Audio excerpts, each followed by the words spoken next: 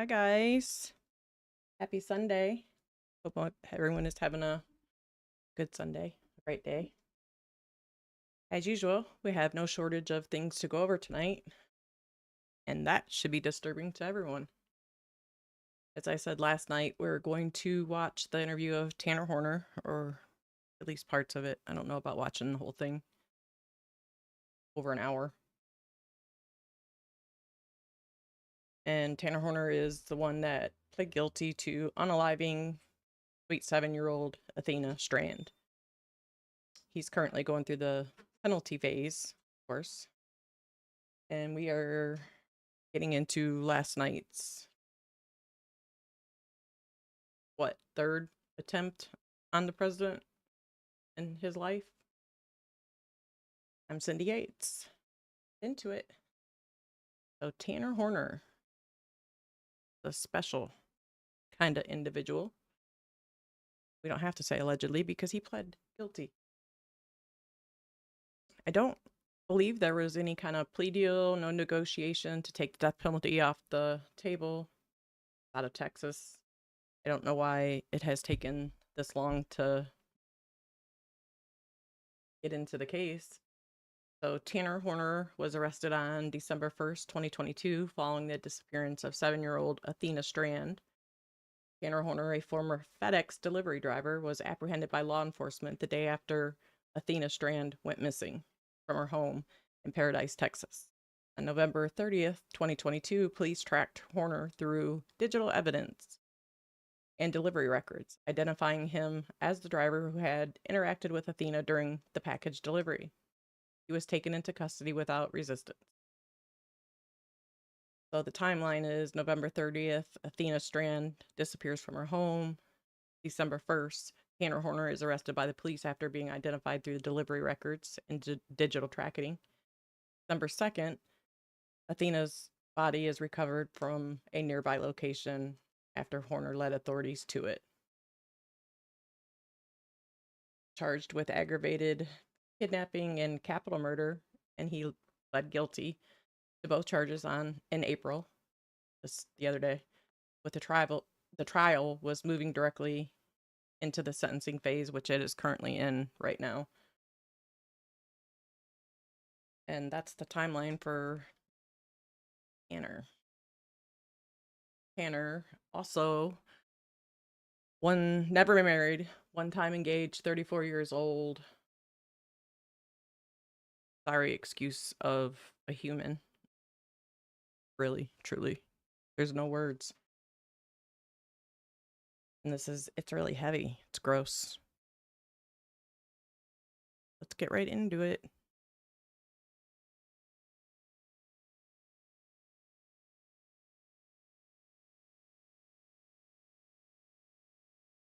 Your plans this morning. Welcome. Thank you for being here. Sorry to keep you waiting. This is what this case is about, right here. You know, when I looked at this case, most lawyers, when they have these types of cases. Oh, and let me thank Court TV for the coverage on all of this. They have been there. Long crime, Court TV. And as I said, it's still happening. So the outcome of his sentence, probably will know sometime this week. They have kind of a theme of the case, something that sits with them, something that touches them here. And in this case, I looked at Paul in 2 Corinthians when he said, Satan masquerades as an angel of light. And that's what we have here. Let me tell you a little bit about what you're going to see today, what you're going to see over the next few weeks. We're going to present all the same evidence that you would have seen before in guilt. But that's going to be expanded to include the punishment evidence as well. So you're going to get it all in one package. Okay. Let me tell you how this is going to begin. What we're going to start with first is we're going to introduce you to Athena, which is the most important thing, and that's the reason why we're here. So let me give you a little evidence here. Athena's last day. She was in school. She was in Ms. Thompson's first grade class. She had a rough day that day, and you'll hear Ms. Thompson talk about that. She's strong-willed. very precocious. She's 7. Ms. Thompson's going to talk to you a little bit about that last day and tell you what went on and why that's important.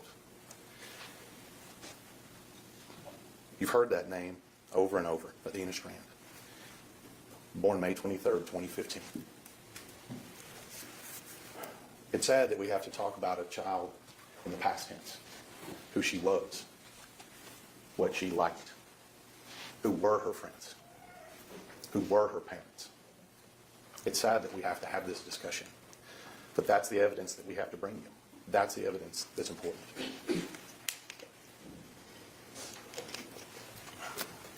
Now, in this particular case, I'll tell you a little bit about this picture. Athena had just gotten back from spending some time at her mom's house in Oklahoma. 4 days before she was murdered is when that picture was taken by her mother. Now, November 30th, 2022 is Wednesday. Kids have just gotten back from Thanksgiving break. Any of y'all have ever been in school, you know that that's a bit of a chaotic time for a teacher. They just got back, and what are they looking forward to? Christmas, right? And who's arriving for Christmas? What I like to call the modern-day Santa Claus.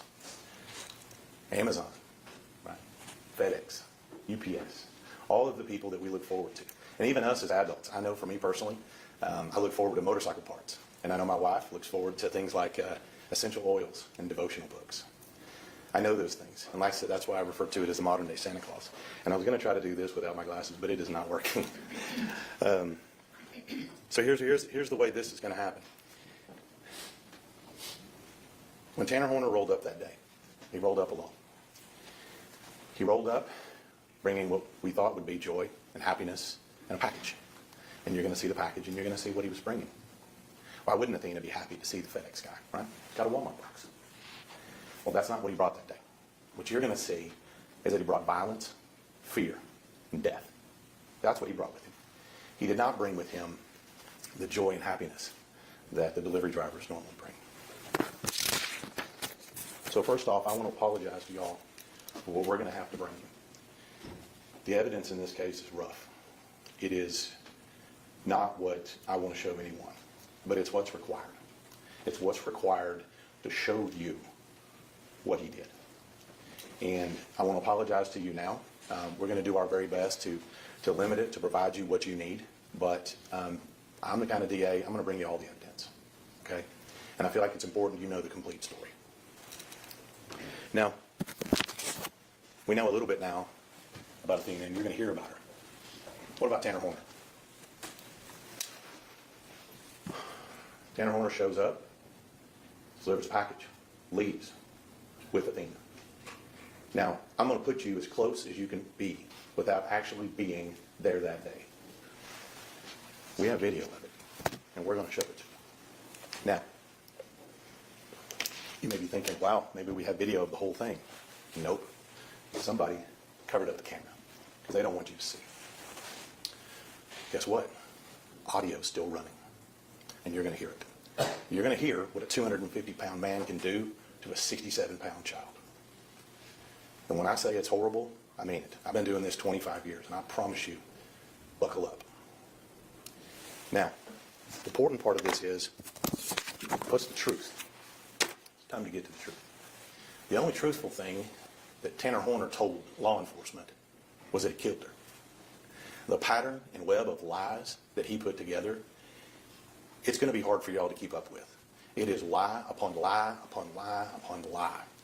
We have lies about what we did the day before. We have lies about what we did the day up. We have lies about where her body was. We have lies about whether or not she was clothed or not. We have lies and lies and lies. It is hard to keep up with. The only thing he told the truth about was that he killed her. So you're going to hear multiple stories. None of them are true. What's the story that was told in the beginning? That he hit her with a truck. That he somehow freaked out because he thought he was going to lose his job or she was going to tell on him. He picked her up, still freaked out, and killed her. That is an absolute lie. There is no truth to that in any form or fashion. None. Zero, zip, not a nudge. No truth to that whatsoever. In fact, the first words out of Tanner Horner's mouth whenever the ranger first encountered him, the ranger says, "Is she alive?" And he says, She wasn't alive when I put her in the truck. I'll tell you right now, you're going to see right up front here, she was very much alive and very much uninjured when he put her in the truck. Let me tell you something stuck with me here, what you're going to hear when we get to that video. First thing Tanner Horner says to Athena when he picks her up and puts her in that truck, he leans down and he says, "Don't scream or I'll hurt you." Says that twice. You're going to hear it. We're going to put it on screen for you. That's the first thing out of his mouth. He made good on it. Now, where do we go from there? Now, you're going to be able to hear it all on audio. But I'm going to tell you right now, the one thing you're going to hear that is something that you can't unhear is the level of fight that a 7-year-old girl has when she's facing down certain death. We talk about warriors in America. I'll tell you, that little girl right there is a warrior. She fought with the strength of 100 men. 3 days later, we catch up. 3 days later, they took us. What's Tanner Horner during all this time? Good question, right? What's he doing? He's delivering packages just like normal. Made it to work right on time. Made sure that he got the same FedEx truck so we could have his mobile crime scene with him the entire day. This is planning. This is preparation. He knew what was going on. He drove through the scene that day. He drove right through the scene that day. You're going to have video from this truck driving right through that scene, right where he kidnapped her, right where he took her away, and talking to people. What happened? What went on? What happened? In the same truck he killed her in. This is the level of cold-heartedness that you're going to see. Now, we finally locate her. And how do we locate her? Hundreds and hundreds of law enforcement personnel. Canines, dogs, thermal imaging. The Ranger had helicopters moving 24/7 looking for her, searching for her, all believing that they were going to find her alive. Where did we find her? We found her at a place called Bobo Crossing. Now, I grew up in Wise County, and I lived not too far away from where her body was dumped. And I have no idea why they call it Bobo Crossing. I haven't found anybody who knows why they call it Bobo Crossing, but that's what they call it. It's probably got a county road number, but nobody knows what it is. People just know what this is. It's a little bit south of Boyd, off of Highway 730. We'll show you some maps. But that's where we found her. We found her where he pitched her off naked in the water. That's where we found her. How did we get to that point? Well, it wasn't without a lot of hard work by the FBI, Texas Rangers, Wise County Sheriff, deputies. We finally locate her. But how did we get to locate her? Well, Tanner Horner made it as difficult as possible to locate her. Again, with more lies upon lies upon lies. Where's her body? Where's her body? It's over here. It's over here. So on and so forth. It's just too much to keep up with, to be honest with you. So many lies. But we find her body. And you know, throughout this whole time when we're looking for the body, you know, when we ask people what happened, you know, sometimes they take responsibility. Not this guy. Every part of that, even before we found her body, is woe is me. Worried about what's going to happen to me. Worried about why I'm not going to see my kid again. Worried about me. Selfish. We haven't even found her body yet, and he's worried about that. But he's so concerned about diverting law enforcement from what's going on. So concerned from diverting law enforcement from deciphering just simply where her body is, that he conjures a whole other persona out of thin air. And all the ranger had to do is look over at him and say, "Hey, I want to talk to the other guy." Okay, we'll talk to the other guy, and we'll tell you what happened. But that other guy lies as much as it was before. And that's the problem with all of this. We finally find her body, and here's what you're going to see once we find her body. Now, this is where we start getting into punishment. Obviously, the judge has already talked to you about, at some point, he's going to instruct you to find him guilty in that particular case. We're going to talk to you a little bit about punishment. I had planned on talking about change of events. Got to switch gears. What does punishment look like? Well, we have DNA. Not only do we have initial DNA from Athena that has Tanner Horner's DNA under her fingernails, we also have DNA, Tanner Horner's DNA, in places where you shouldn't find DNA on a 7-year-old girl.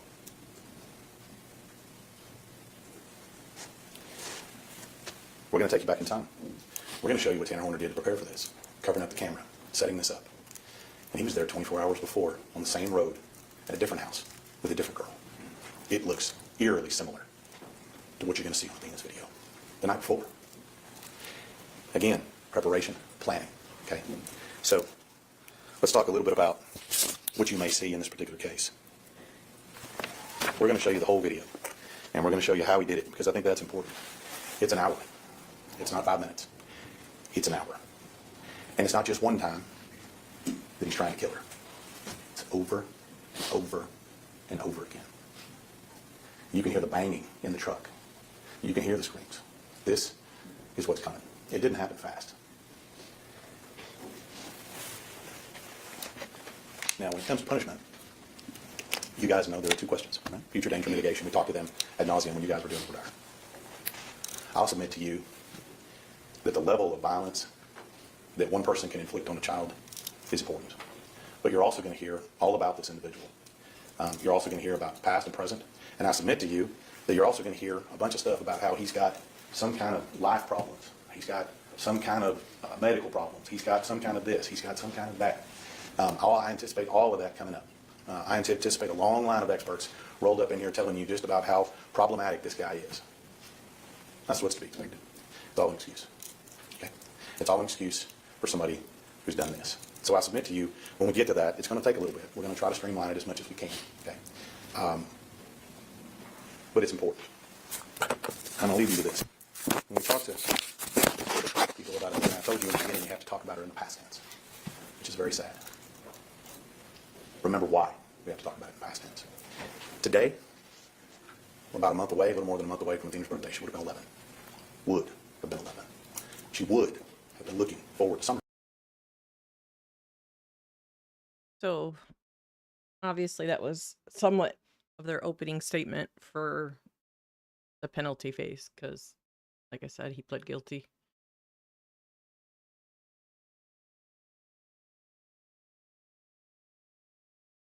I mean, I can't even imagine. I can't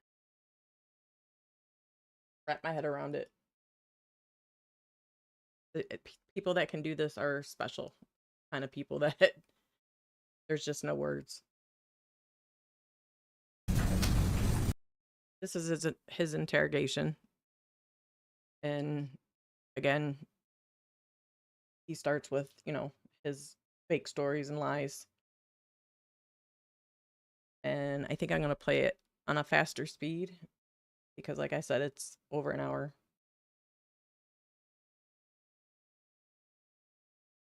And to think this guy has a child of his own, and he lived a perfectly normal life. He was FedEx driver. He had a supportive family. 34 years old.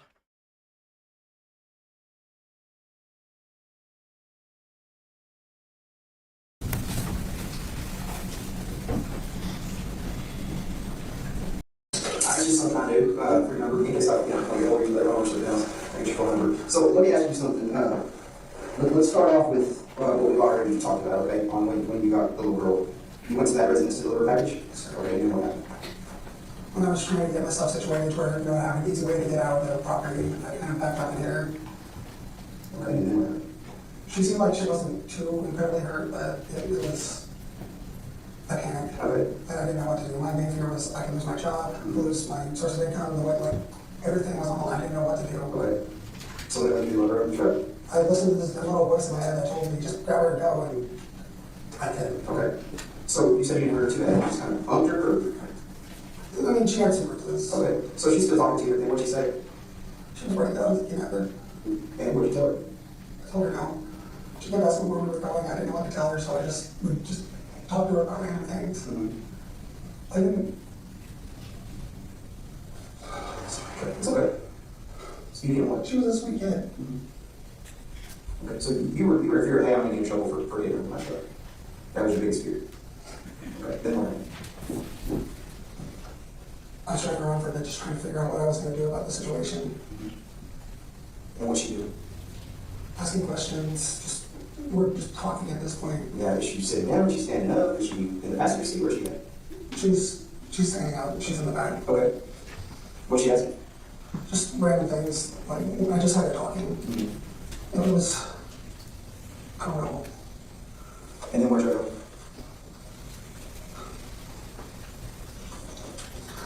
We went down this private road and I listened to that little voice again. What takes him?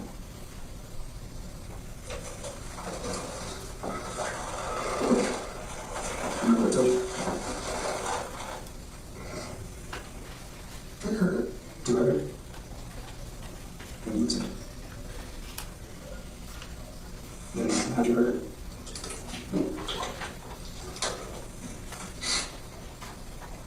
It's all right. It's all right. It's all right. How'd you heard it? No, it's not alright. Well, no, it's all right to tell me. It's okay to tell me. You gotta get it off your chest. How'd you heard it?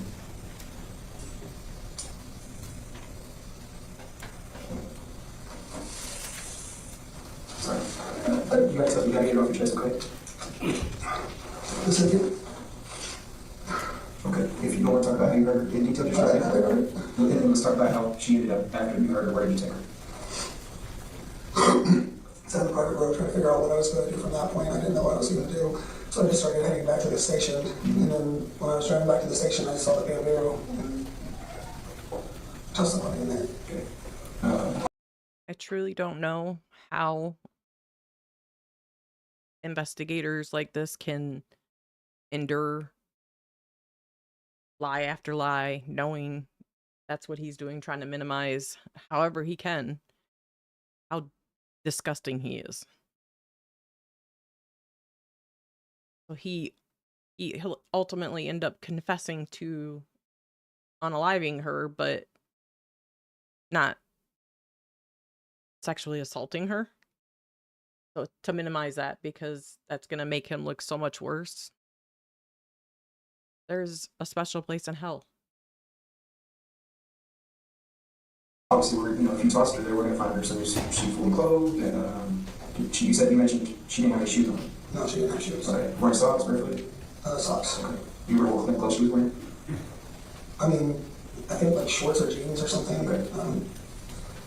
There was a lot going on in my head at the time that I didn't. Is there any voices telling you anything at that time after you just get out of the truck or anything like that, or was that just kind of a decision you made? I just tossed her in. Like I couldn't just keep running around with a kid in the back like that. I just tossed her in the bush or whatever you want to call it. And you sure she was not alive at that time? I was relatively sure. Okay. I mean, I didn't check her heartbeat or anything, but I'm relatively sure that she wasn't alive. Okay. So let's backtrack a little bit to that private road that you went down. And when the voice is telling you to her, how did it start? Did you say anything to her? Did you explain to you how to do what you had to do? Yeah, can you give me something on that?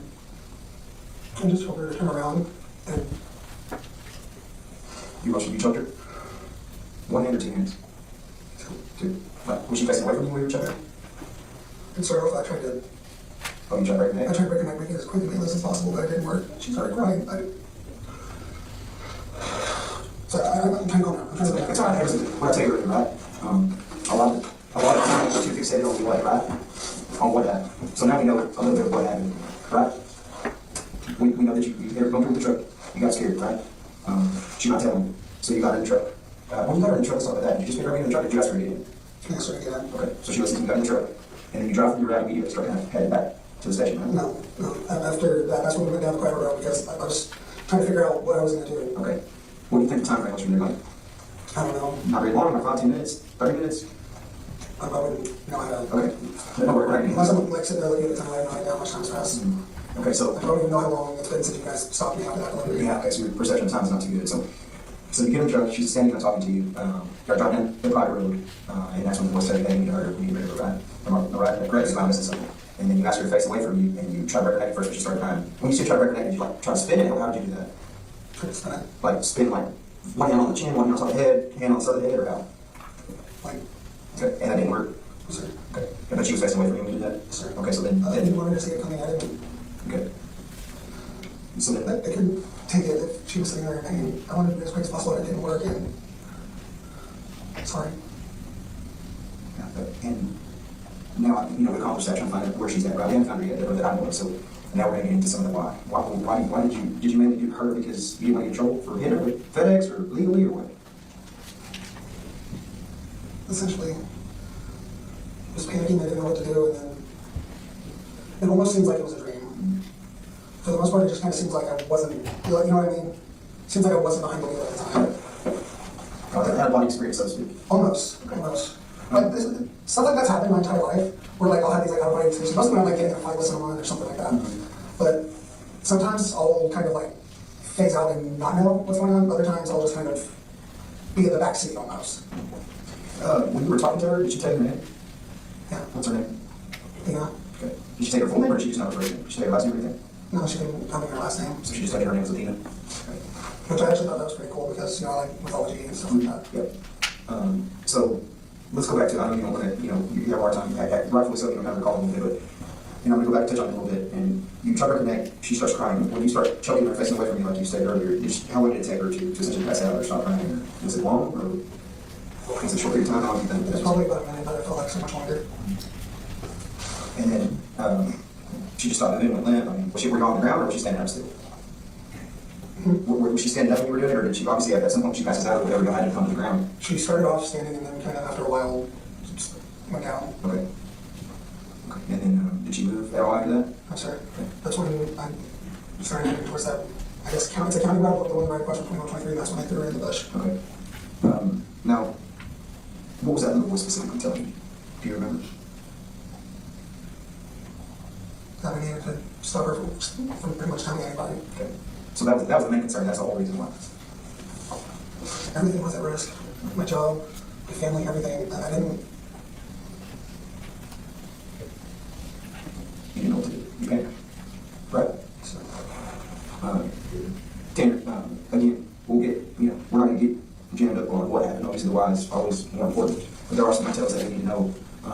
Obviously, let me explain this to you, because you're a smart guy, you know how things work. Just talking to you a little bit of time I have, you're obviously into mythology, you're into superhero movies, you know how things work here. You're not, so to speak, recluse, you know the things that are going to go on. So, I mean, it used to be a really bad recluse, but that's a long time ago. I mean, but so by that saying, you're supposed to know how things work. So obviously, when we work this type of investigation, right, a medical examiner's body was at the body, right, to determine how this person passed away. So we're going to know some of what, right? We're going to be able to essentially corroborate what you're telling us now, right? So is there anything else we're going to know? Because I don't want you to lie to me now. Because I'm going to shoot you straight, just like I want you to shoot me straight, all right? But you're stuck in my boots, so don't lie to me, because you like being lied to? I'm sorry. Okay. So I think I know what you're about to ask me. No, I didn't. what am I going to ask? You're going to ask if I sexually assaulted her, and I did not. You didn't sexually assault her? No, sir. So everything's going to tell me that you didn't sexually assault her? With my medication, I don't even really have much of a libido. Okay. Like my fiance, like that kind of does it off most of the time. Okay. So this, whenever the doctors or whatever is in her body, they're going to tell you that she wasn't sexually assaulted? Sir. Okay. Let's go back a little bit into the private road. Is it pretty close to where she lived? Relatively, it's like, okay, so Could I work with yeah. Okay. It sounds like pretty good. This one. Okay, so this is 2123, this is that road, right? Then we have It's like this is what? 21. Okay. Okay, so there's different ways to get to, Sorry. different ways to get to the, where should I put it? Okay, so here's the store over at Cottontail, right? Yeah. Here's a road up here, and then it goes to Spring Valley, which you don't need a road that's easy for you. No, that road, 35 feet. So 35 feet already. And then there's this like little area, right? I went up through here, to 2123 came down, and the private road is over here. And there's like multiple houses back there. It's actually a painting a budget letter too. And the older or newer houses? Definitely weird. There's like a couple different private roads on that private road. But yeah. So, hang on. Now let's get into, okay, so where's her house at in proximity to this? Okay, so that's 3573, so put 3573 there. Okay. Also, this is bugging me. This is a lot closer to. Oh yeah, yeah, I'm just talking about it. It's back. So let me do this. So her home has kind of like a long drive right. You remember that? Yeah. Also, you didn't. Okay. So we got that long road here, and then this is the home. So when you come in to deliver your package, you come in this way, you turn in, and then you take it right here to your house, right? Property, and then there's a house in front. That's where you left the package. Yeah. So you remember it. So you get out. The level of derangement to just sitting in this interrogation room and be able to hold yourself together, and the only time he is upset or concerned is about his own ass. It's unreal. Drop the package, right? Walk me through that part of it. Okay. So you get out. You're out of the truck now. You don't necessarily have to draw it. You're just gonna tell me. Yeah, kind of. So I went into here, pulled that way, and then that's when I backed up and I hit her. Okay. So So, you're back up. yeah, I went this way, backed up, and I hit her. So I grabbed the package, left it. First I thought I had a dog. But then I saw this girl, and Did she? What she say when you hit her? Was she crying or anything? Okay. What'd she say? she was just crying. I was trying to calm her down. Okay. And after about 10 seconds, that's when I started panicking, started realizing the implications. Okay. The particular truck I was in doesn't have a working backup camera, so it's kind of a pain in the ass most of the time. Okay. So then what do you do after you hit her? That's, You start panicking. It's about 10 seconds. What do you do with her? told her to get in the back of the truck, we're going on a quick ride, and then we were talking the entire way. Okay. So when she's in the truck, she goes, Does she jump into the driver's side, passenger side, where? In the back of the truck. Oh, the back, okay, so you got it open, you got it back. So she gets out, you shut it, again, I don't put words in your mouth. Do you go in with her and shut that way, or do you go around? Yeah, I shut it through the back. Okay, and then you walk around in the driver's seat? Yes, sir. Okay, The side door on that truck doesn't work. okay, and then now show me your route out. So I was up in that private road From right here, so you go, So, yeah, this, no. you have to come back, I'm in the private road. so you go back this way on the private road? Yeah, the private road itself, say this is, can I see that? Yeah, yes. Okay, so just pretty highly. So I had two roads, right? I had two roads, right? Yeah, that's 100%. Okay. So where were we? Crap, okay, let's figure it out. Okay, so private road is right here. I went to about, They up in this basically area. spend all this time of him trying to draw out At some point during this, where she yeah, supposedly after you got her, after you picked her up? Okay, so your phone dies, you put it on charger, I guess? My charger was kind of, Okay, he ultimately takes them. so you put it back on charger and you back up, I'm sure. and I had to fuck with it a little bit. Okay, so when you get home, what do you do? Well, my fiance picked me up from work, and then just went home and went to sleep. Okay, Took my sleeping medication, watched Game of Thrones, and out. okay. And then what time you wake up the next day? 6 o'clock, ready to go to work. Okay, did you make it to work on time? Late? Cassie likes to kind of drag about, but she's Oh, so she's taking you to back in. You said Cassie, who's Cassie? fiance, another more child. Okay, so she's taking work, so she makes you late, essentially. Every once in a while, but she works at FedEx, and she works as one of the package handlers. Okay, what clothes were you wearing whenever you sat? Jeans. Jeans, those jeans, different jeans? Different jeans. Were you wearing those shoes? Yes. Okay, that shirt or a different shirt? That was a different one. I have multiple FedEx shirts. Okay. So you don't remember exactly what time, about what time did you get to that house, her house? I think I actually have the timestamp on when I did that delivery, I'm not sure. Okay, so whenever you delivered that package or whenever that package was dropped off, is when you were at that house? Yes, sir. Okay, perfect. Okay. Now, did you take anything from her? You didn't talk, because I asked you earlier, I said, did you take any of her clothes? Did you take anything from her? I mean, not that I can think of. I mean, I might have found a sock with the thing, but I just kind of threw it out. Okay, is that a maybe or did you find I something? did find a sock, but that was just. Was it one of her socks? I think so. Okay. But Unless it was that's, just some other driver's sock. well, I mean, you would be able to know it's a little girl's sock or a driver's sock too. You don't know either way you found sock? Yeah. Okay. When did you find that sock? And I was stopped already out. Do you remember the truck number or anything that you read? I don't remember the DOT number. You don't remember the number. Is there, do you trucks have any like numbers assigned there, like truck 41 or whatever, you know? I don't know, we just have particular It's just routes. random. And they move around a lot. Okay. So you don't have one particular truck assigned to you? Yeah. No, like today I was in, like, normally we're driving in like cutaways and stuff, but today I was put in a box truck, which I hate because you don't have that kind of thing right there to go back and get packages, you have to open it up on the back. Okay. So the truck was the bigger truck or a One smaller? of the big trucks. Okay. We have 3 different types of trucks. We have cutaways, step vans, which I prefer step vans, I'm home, I don't everything. Got on the floor.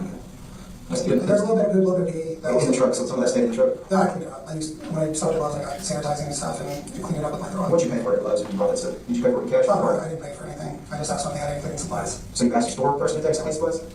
And they provided you some? Yes, sir. Do you remember the person that you asked what it looked like? Not really. No, just the employee there at the store? Male or female? Yeah.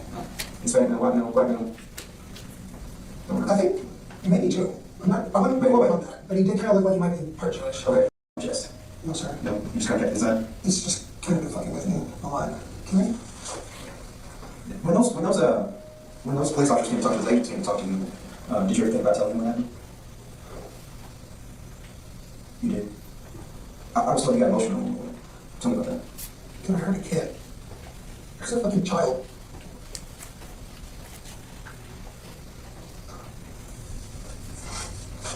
Can y'all just, Give me a minute? can y'all just shoot me that, I know, you can't do that.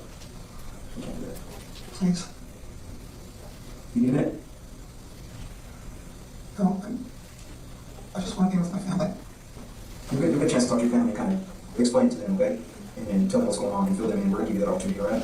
If you want to that time. We were just. We're finally getting our shit together. Where are you staying at? How you live? Family. Who's All the all fucking loose. Who's all in the house? My mom, my little brother, and my grandmother. And me and Cassie. Which you And several annoying dogs. What kind of dogs? Itty bitty little ankle biters. What's Cassie's full name? Cassie Marie Waite, W-A-Y-T. Okay, and what's your birthday? February 17th, 2001. Okay. Is Cassie C-A-S-E-Y? K-A-S-S-I. Okay. Hey. Listen, can we? How's the attorney thing work? I don't give legal advice. I'm not going to give you legal advice. That's something that's up to you to research. I can't give you any type of legal advice. Does that make sense? Okay. What's that's Cassie? What's your mom's name? Melissa.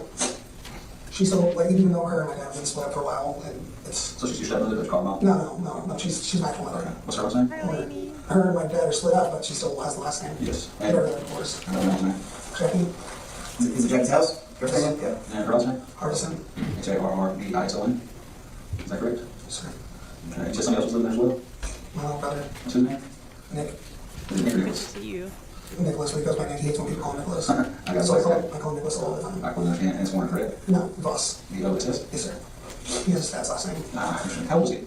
10 years younger than me. And you are 21 years. 31. 31? So he's 21? So you said you're living in a shed out back? Okay. Are you the one that's saying that shit? Every day, there's not a shortage of disgusting excuses of humans, really. This guy's special. He's super special. You the one saying shit? Or is he?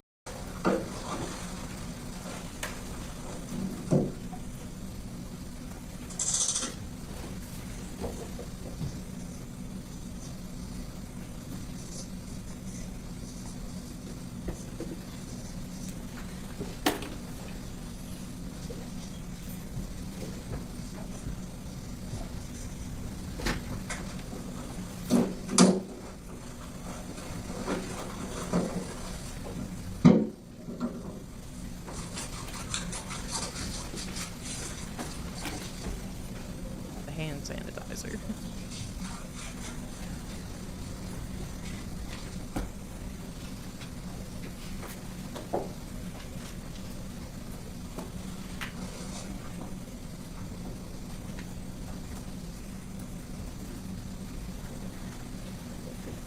You were with the writing from that day? Let me ask you a couple. Is that what we just saw? This board, is that what's on the left of this video? Yes, sir, correct. And I noticed on part of your video you were talking about locations and maps. Is that right? Yes, sir. And is what you wrote and what Tanner Horner wrote on that board? Yes, sir. As far as the maps are concerned? Yes, sir. But I noticed on there he got up and he wrote something else. Yes, sir, that's correct. Now, what he wrote, is it also on that? Yes, sir, it is. And is that a true and accurate depiction of what you saw when you were in that room just now as we watched? Yes, sir, it is. JB, that's United States 223.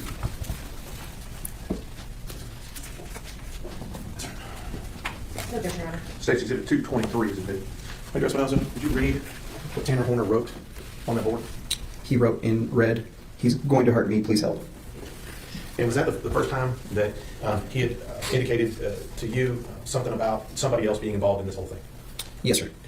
And is some of that what he's reflected on there? Do y'all discuss that with him later on in this video? Yes, sir, during the course of this interview, at some point, I bring this up.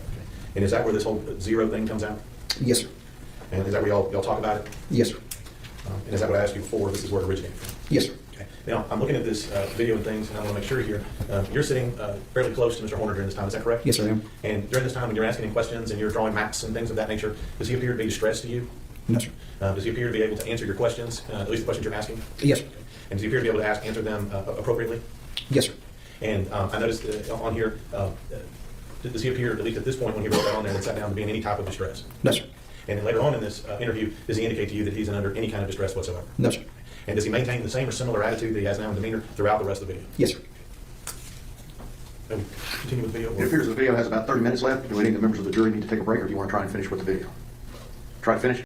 You can everything that happened. I don't know what else there is. Okay. So the details you're providing, I wasn't going to, so I don't want to sit up straight. I don't want to go on, but you took us down the road earlier, right? We crossed over, we were on 21, 23, we crossed over 51. We know your phone was turned off. Can you explain that? Like, turned off? Right. Okay. My charger was messed up. I couldn't get it back on for a bit. Okay. How long was that? Probably about 30, 40 minutes. Yes. You know, is that at the time of when? What's happening on your phones? What do you mean? Like, what are you doing at the time that your phone is not on? I want you to be truthful about that. Body. Okay. And just because you and I will both be truthful with each other, I want to give you everything I got. I want you to give me everything you got. I want to test your truth, okay, for a moment. The phone was turned off because you're behind the body. That's what I would do. That's what you did. Correct? I'm more receiving information right now. Okay. So receive that, okay? And as careful as you can, I want you to tell me why you're doing that. I'm gonna go ahead and do all this and blood this stuff here. Thank you. So when I came in here, I went like this, and then I backed up and I hit the girl. She was on the ground running. I felt bad about her, tried calming her down. This voice in my head told me we're gonna get in trouble. I had to do something with her. So I told her to get in the truck, and for a long time I was trying to figure out what the hell I was doing. I didn't know what my next step was. Was I just gonna drop off somewhere? I don't know. We went to this private road, and I parked for a bit, was talking to her on the way there, and all this other stuff. Phone away from me, please. I don't like saying it, but You don't have to say it very descriptively. You say what you did to her, though. I killed her.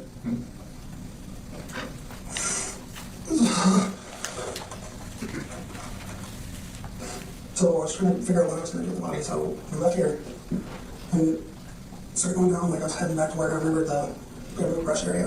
That was across 151. Or not 51, that was across on the other side of 51. So I stopped there, waited for a couple cars to pass, took her out the back and I put her in there. Just kind of tossed her in. Sorry. And the phone was turned off where? I'm not sure exactly when it died. Sometime when I was driving over here, I think. Over, what are you saying you're at? I'm trying to remember where it died. I was really paying attention to my phone. I was worried about other things at the time. What kind of cigarettes do you smoke? Lucky Strike, Lucky Strike? Real 100s.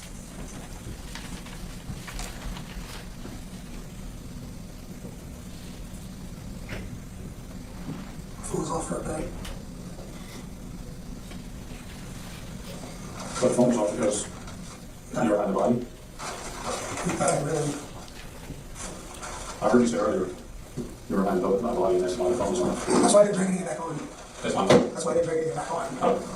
So when my phone dies, I'm just like, oh shit, my phone's dead. I try to bring it back really quick, but I wasn't too worried about getting the phone on as soon as I could. So still, that's what the body should do. What we're probably gonna do, is we're probably gonna hop back in the truck and we're gonna drive out there again, okay? Does that work? Sure. See, we can walk through it again. That's some of the folks that are trying to get home, that's what they're gonna do. So that's what we're gonna do. So we'll probably let you smoke and do that. That sound clean? Yes, sir. Okay. Dan, do you have any questions? When we were talking earlier, you were 99% sure she was there. Yes, sir. We talked a little bit more and you're 100% sure. So, I mean, there is some changes in your percentage, so I'm just trying to Well, see. I'm saying the exact, like, right there, Okay. like there's like maybe, what, 30, 40 feet of that stuff? Yeah. So that's where the 1% came in. Okay. Is it possibly went further in there than you think? I didn't even technically even go in there. Okay. That was right outside the edge and just kind of, That wasn't you. What do you mean? it wasn't me. What do you mean that wasn't you? They didn't talk to you? They talked to me, but they didn't talk to me. Okay. Interpret that for me. What'd you write that for on the board? When we said that, you wrote that. Why'd you write that? If I say too much, I'm going to die. Why'd you say that? Zero's gonna hurt me. Who? Who's gonna reach you? Zero's gonna hurt me. Zero? Like Z-E-R-O? Okay. Well, listen, we need to know some of these things, all right? And we're here, we'll protect you, all right? We'll get you the help you need. So you gotta trust us on that. Okay? How can you stop me from hurting me? Well, there's several ways to do that. We're capable of doing that, for sure. We have the resources, the capabilities, we're in a controlled environment, we can keep you safe, okay? Are you gonna trust me, continue to trust me? I trust you. Okay, I want He you doesn't. Okay, listen to me. I want you and Zero to trust me. He's telling me this is all a trap. There's no trap. There's no trap. We're gonna get you some cigarettes, and we're gonna find her. Well, in order for me and you to keep this trust and this open line of communication, and for me to be able to get you anything, for me to be able to let you talk to your family, to do anything, move forward, smoke a cigarette, we're gonna have to keep on the same page, okay? You agree with that? You need another water or anything? You do? Okay. We'll get you another water in a second, all right? But what we're gonna do is we're gonna try to get you back out there and look at this location, all right? You good with that? Yeah, you can smoke a cigarette all the way. We'll go in my truck, more likely. I'm gonna get some things to facilitate that, and then we're gonna do it, okay? Jamie, you got any more questions for that? No, I just think everything's gonna be fine. Okay? I told you to trust us, I just want to know that. yeah. Give us a second, all right? Yeah. Okay, when you're, Whatever you do. so, you can get some more water, take another ride. You know? It's just about doing the right thing. And it's hard to do the right thing when you agree sometimes. So, I didn't know what to do when I hit her. I know. Like somebody that kept telling me I needed to get rid of her. Yeah. I just wanted to leave her there and hope that she wouldn't tell me. Yeah.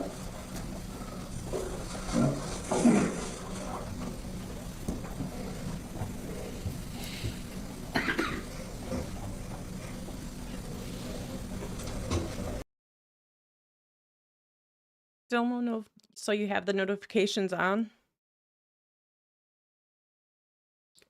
Me and Ray went through and checked. It's so weird because I don't know. I think they're trying to just keep people down in the algorithm. I'm not the only one that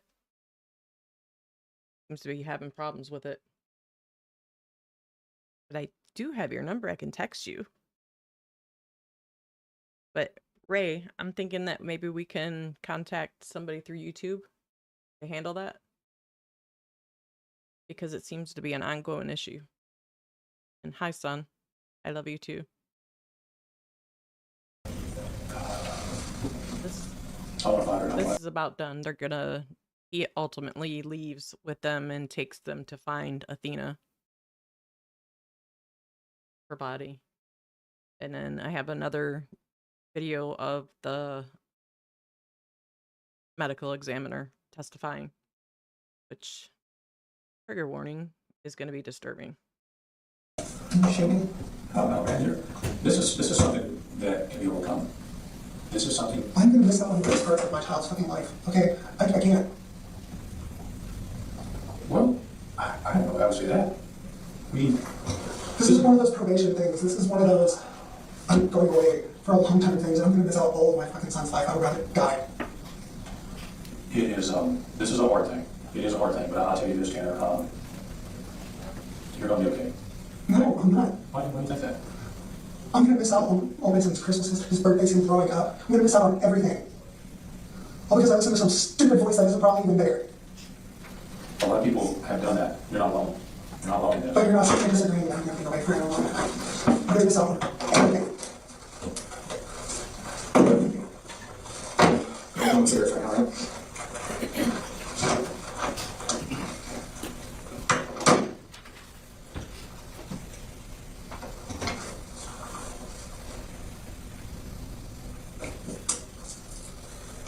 I think what we're trying to figure out is if there's anything that you're not telling us. You know, based on what we know. See what I'm saying? I think we're trying to help you, and then we're trying to figure out how much you're trying to help yourself. Thanks for that. Sorry, I can go on. I was Yeah, getting shit out of me. no problem. We want you to help you, and for us to help you, helping us is beneficial, right?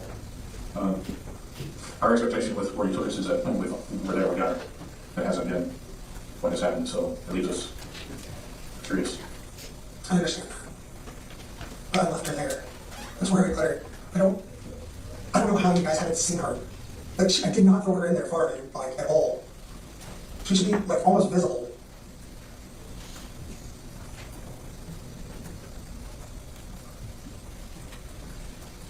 You thinking something maybe not visible?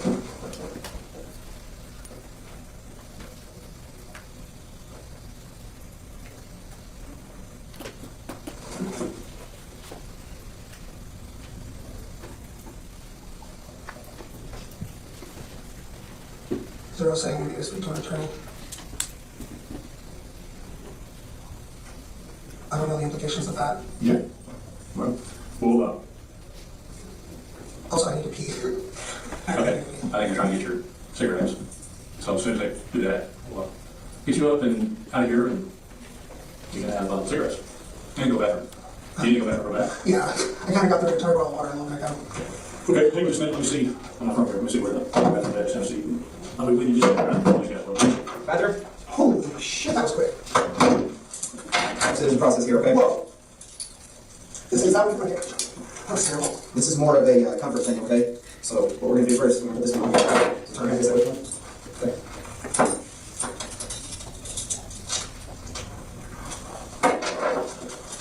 We're just gonna do one hand here on this side. Okay.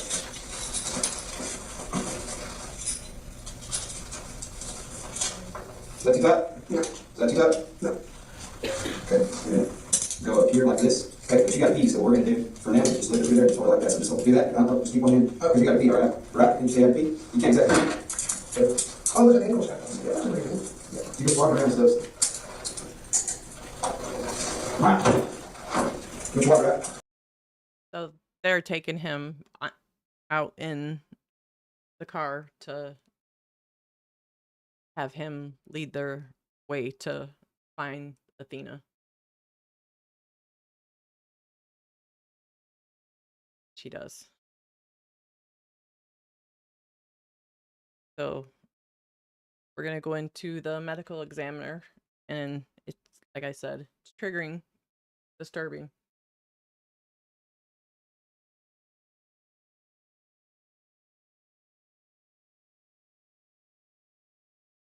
Now, with regard to the body itself, you said that you took some as-is photographs, and I would ask you to refer in your book there to, and if you need to remove those from that book to be more discreet, however you need to do it. Okay, thank you. But State's Exhibit number 231 and 232, could you personally look at those and tell me if those are the as-is photographs that you were talking about? Yes, sir. Okay. And we're going to go through this process in a way where, rather than displaying them, I'm going to just ask you to describe Sure. what you're seeing for purposes of the record. That way, if there's any question about it later, they can refer back to your testimony. Okay. So with regard to State's Exhibit number 231 and 232, the as-is photographs, would you please describe what you're looking at in those photographs? So there are two of them, because one is the upper half of her body, including her head and face, and then the second one is the lower half of her body, including her legs and feet. And so basically how I received her is that she is naked, there's no clothing, and both of her hands are covered with brown paper bags, as I referred to previously, that are actually secured around her wrists with tape. And then her body was covered with kind of a brownish dirt silt appearance, and there was also fragments of vegetation within the body bag and within her scalp hair. And just for understanding for the jury, when you take the photograph, is there anything that is covered up on the body as you are taking the photograph? No. Okay. Those documents, though, State's Exhibit number 231 and 232, have certain portions of that photograph been covered just for discretion's sake. Yes, sir. All right. Now, let's go ahead. We're going to look at your autopsy report, and I think we can do this without the light off. The first thing you do is the external examination. Is that right? Correct. Okay. And can you just kind of describe in general terms what is involved in the external examination? So the external examination is also standard process for any postmortem examination. And I always describe it as I start on one side of the body, say a foot, work my way up the entire side of that body to the head, and then to the opposite side of the body. And what I'm looking for is evidence of natural disease, evidence of trauma, any potentially identifying features like hair color, eye color, tattoos, scars, etc. Lots of different things. And once I'm done kind of looking at it, and then lastly we will roll the body so that I can see the back of the body. And then once that's complete, that's the end of the external examination. And as part of this external examination, do you photograph the body both before and after it is, I guess for lack of a better word, cleaned? Yes, sir. Can you describe, once the as-is photographs are taken, what happens next? So once the as-is photographs are taken, we would collect trace evidence, if again, depending on the type of case, but you would not want to do that after you clean the body. So we'll collect any trace evidence, and then fingerprint the body, and then we will clean the body. And that way you remove any clothing, any evidence of medical intervention, any dirt, blood, etc., so that you can see the body in its entirety. Now, I noticed in your report, and I believe we're still on page 1, that you talked about the hair being wet. Yes, sir. Was that from being cleaned or something else? No, it was received that way. And commonly in an autopsy, if a person had been wearing clothes at the time that they were deceased, what would you receive? Just the body or something else? If they had clothing on at the time that they were pronounced, the clothing would still be on the body, or clothing that may be with the body come with the body. And was any clothing brought to you with the body of Athena Strand? No, sir. Now, with regard to the evidence of the body itself, can you just kind of give us, you weigh the body? Yes, sir. Right? And what was the weight of this little girl? The weight is 67 pounds. And what was the height or measurement? 52 inches. In layman's terms, or feet and inches? I Oh don't man, know. make me do math. I'm showing my Tarrant County stuff. So 60 inches is 5 feet, so she's 8 inches below that, so that's... 4 feet, 4 inches? Sounds good, yes. I'm so embarrassed. That's right. I think the judge would say you did go to Texas A&M. So. Oh, no. Oh. With regard to, so Athena's 67 pounds, 4 feet, 4 inches, is that correct? And what was some of the observations that you made during the external examination of Athena's body? So I already mentioned that she was received naked, no clothing received with the body. There's no jewelry on the body. In addition, like I said, the surfaces of the body were covered with brown dirt or silt, and there was fragments of brown vegetation within the scalp hair and on the surfaces of her body. She also has what we call pruning or washerwoman changes in the skin of her hands and feet. Other than that, she had some evidence of injury, which is much more extensive than just what I'm describing. And let's talk about that. Not specifically what the injuries are at this point, but when you open the body bag and you see the body of this little girl, describe for the jury sort of where you're seeing the injuries on her body just from first look. My initial impression, the first thing I thought is that she is completely congested from the neck up, meaning that it's much darker due to blood kind of being in that area of the body. Trying to think of a better way to describe congested, but it was just, you could tell that there was something going on in the head and neck area. That's before we even cleaned the body. And congestion, is that related? It's hard. I want to kind of give a lay person's understanding what that means. It's the best way to describe it is blood's backed up in the vasculature. And I'm not sure I understand anymore, but what's vasculature?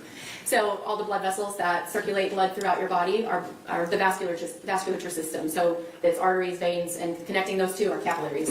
And is that something that you see in certain types of deaths versus others? Yes?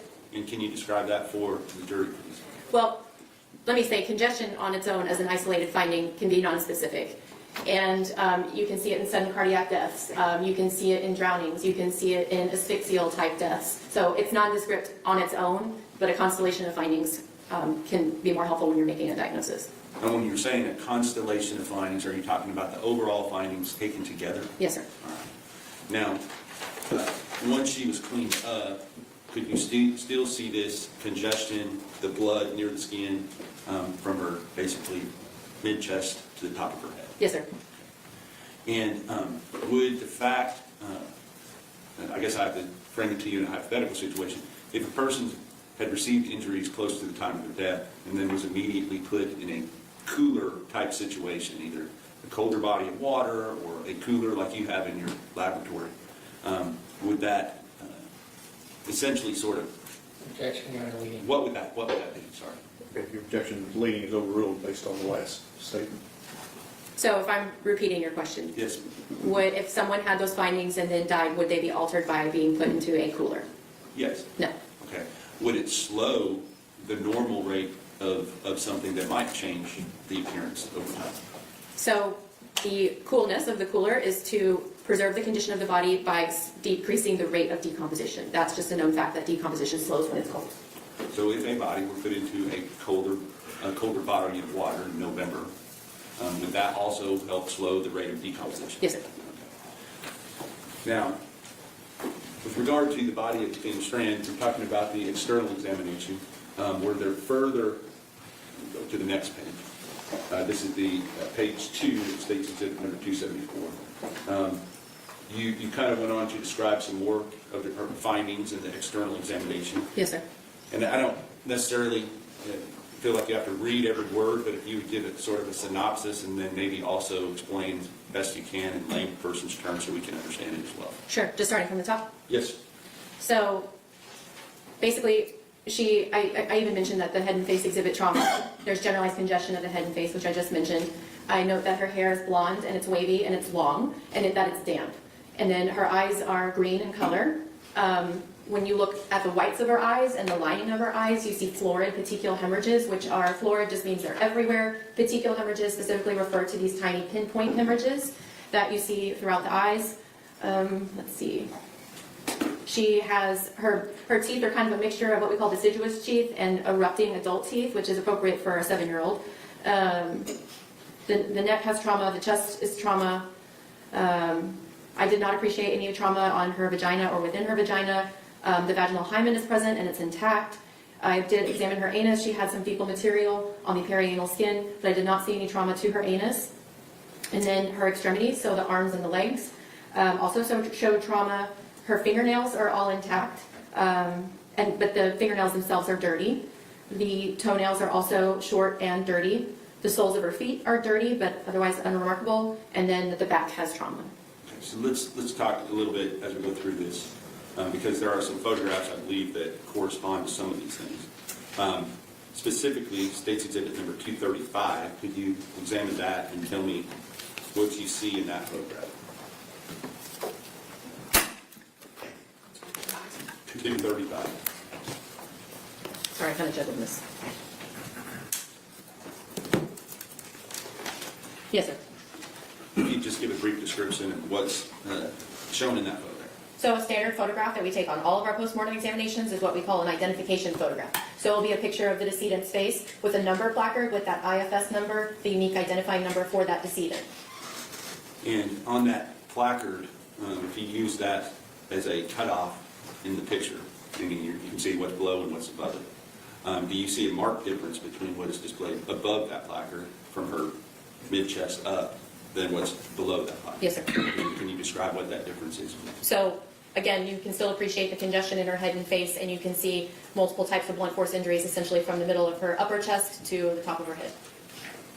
And going on to look at, there's a series of them. I believe it's 236, 237, 238, 239, 240, and 241. Do those show her eyes on both sides of her face?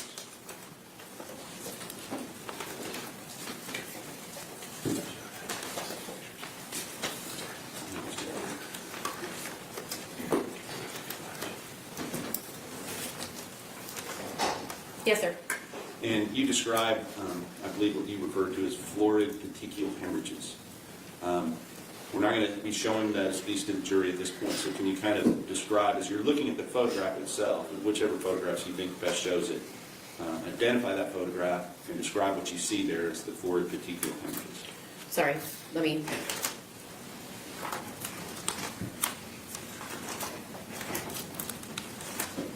So in State's Exhibit 236 and 238, they are photographs of the right eye, showing petechial hemorrhages in the whites of the eye, which is called the sclera, and within the lining of the eyes, which is called the conjunctiva. And then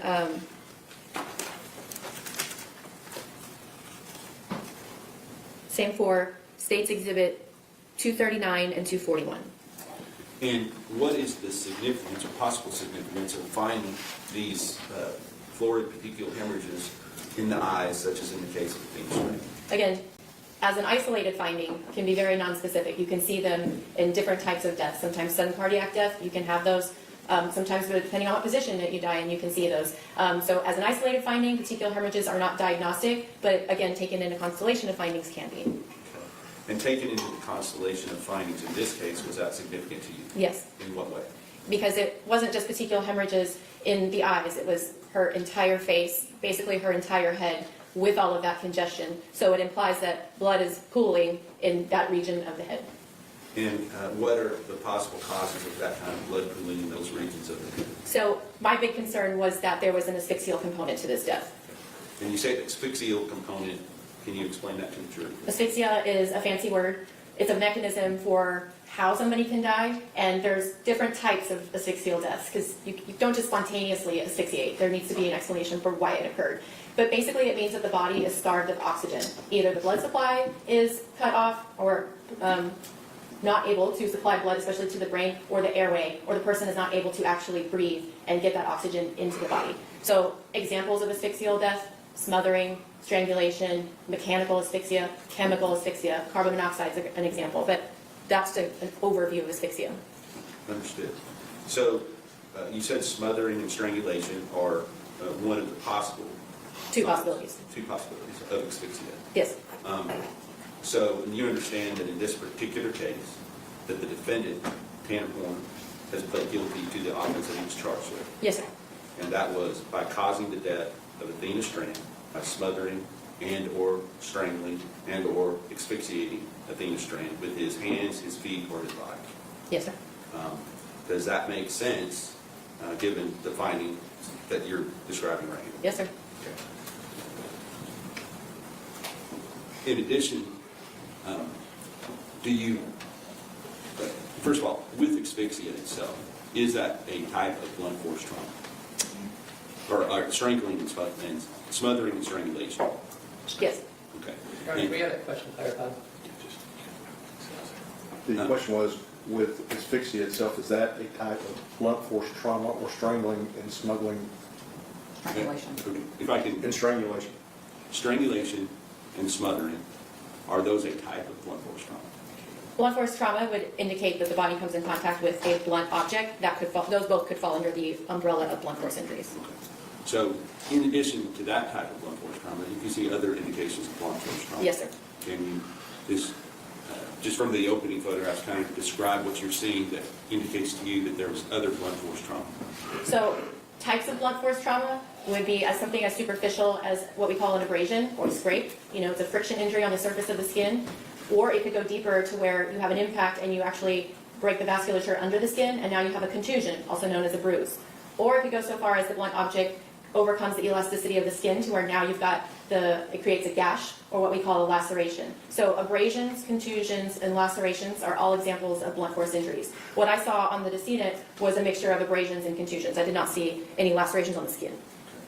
But it had both the abrasions, which are what you described at a more skin level, is that correct? Yes. And then the contusions, which are deeper into the musculature of the body, is that right? Yes, under the skin. So it would be what we call the subcutaneous soft tissues or the muscles, all of the above. All right. So let's go on here. Before you go into the actual evidence of injuries, do you note any potential scars, things like that on the body so that you can distinguish that from the injuries themselves? Yes. And as part of your bench notes that you keep, do you have a diagram related to potential scars or other things? Yes. And what is the purpose of doing that prior to documenting, or I don't know if you do it prior to or after? What order? Nope, same time. I just, for organization purposes, I don't like to have too much messy writing all on the same page. So this is what I do for all of my cases. I have a separate page for like the potentially identifying features, hair color, eye color, scars, tattoos, etc. And then I do a separate page for any evidence of injury, but they're done concordantly. All right. That's a big word. What does that mean? At the same time. At the same time. All right. Thank you. With regard to once you've done that, were there any major scarring or other injuries, evidence of prior injuries on the body of Athena Strand? She just kind of has some scattered scars. I think somewhere on the extremities, on the abdomen, but nothing specific. Anything unusual for an active, precocious 7-year-old girl? No. Okay. Now, with regard to the evidence of injuries, let's start talking about that. You talk in your report on the bottom of page 2, you begin with what we call blunt force injuries. Can you distinguish, just as far as terminology, what the difference is between blunt force injuries and some other types of injuries? So I described previously that a blunt force injury is when the body comes in contact with a blunt object. Contrast to that would be sharp force injuries, where the body comes in contact with a sharp object, like a knife or scissors, a razor blade, etc. Those are a different pattern of injuries. We do not have those here, but just to contrast it with blunt force injuries. Thank you. Now, when you are beginning to document the blunt force injuries on the body of Athena Strand, do you start in a certain area and go other areas after that? Yes, it's my convention. I like to start with the head and neck, and then I'll move to the trunk and then the extremities. But that's just my convention. Okay. And is that something that you do on every autopsy? Yes, sir. All right. So let's talk about the head and the neck of Athena Strand. Okay. Because that's the order that's in your autopsy, correct? Yes, sir. And I want you to kind of give your basic findings, and if you need to, we're going to talk about some of the photographs that go with those in a moment. But Okay. if you need to stop and explain a word, because you know we all won't understand it, if you do that, I appreciate it. Sure. So I'm just going to kind of read what I have written here. But for the head and neck area, so starting with on the forehead, there's a 1.5-inch focus of patterned abrasions that are on the right side of her forehead. So they're abrasions because they're a superficial injury of the skin, but they have this zigzag, almost like a tread-like pattern on the right side of her forehead. And then she also has a 3/4-inch contusion on the middle of her forehead. She has a 3/4-inch contusion above the lateral aspect of her left eyebrow. She has more of those patterned abrasions, the zigzag patterned abrasions and abraded contusions that actually go across both of her eye areas, across the entire nose, from the root to the bulb. This is the bulb of the nose for me. And also across her mid-face, including the cheeks the philtrum, which is the space between the nose and the upper lip, and she even has it a little bit on her upper lip as well. She also has a 2 by 2 inches abraded contusion on the right temple area of her face. She has a linear abrasion that's 1 1/4 inches just below her left eye. She has a 1/2 inch pale blue contusion of the left cheek that is just anterior to her left ear. She also has a small contusion, it's a 1/4 inch, that's on the helix of her ear, which is the loopy part of your ear. And she has a 1/2 inch contusion on the posterior aspect of her left ear. And then she also has a red contusion just posterior to her left ear, kind of in this area. She has a 3/8 inch contusion of the lower left cheek. She has a small contusion, it's 1/8 of an inch on the right side of her upper lip. When you actually pull up the upper lip and you see this flap of skin that connects the lip to the gums, that's called the frenulum. Just left of that, she's got another contusion of her gums in that area, and that's 1/2 inch. She has a very small superficial laceration on the interior of the left side of her lower lip. That's 1/16 of an inch. And then she also has, I'm just going to be real, instead of being descriptive, she has what look like bite marks. It's really a curvilinear series of lacerations that correspond with her upper teeth. She has bite marks on the surface of her tongue. There is a 1 inch linear abrasion on the submental region of her head that's under the chin. She's got a contusion of the right side of the submental region of her head. And then she has a 1/2 inch focus and then a larger 1 1/2 inch focus where the skin is kind of a discolored gray-brown. And that also had a pattern of abrasions that is different than the zigzag pattern I was seeing on her face. This pattern is square and it looks more like a grate or like a mesh pattern, and that's on the left side of her jaw. She also has more of those zigzag tread-like patterned abraded contusions across the anterior aspect of her neck and the middle of her upper chest. And then she has a 1 3/4 inches linear abraded contusion of the lateral aspect of the right side of her lower neck. And then on the back of her neck, she has a little focus. It's a 3/8 inch abraded contusion, but there's more of those florid petechial hemorrhages that you can even see on the back of her neck. All right, that's a whole lot. Yes, sir. Was there any area on her head, neck, shoulders, face, back of her head, top of her head, back of her back, top of her chest, shoulders, that did not have some evidence of injuries? All of those areas had injury. And can you render an opinion as to whether those came from one blow or more than one blow? No, that would be indicative of multiple impact. And I don't know if you took the time to go through and count how many times that she would have had to be impacted to have the kind of injuries that you saw. But do you have some number in mind? Multiple.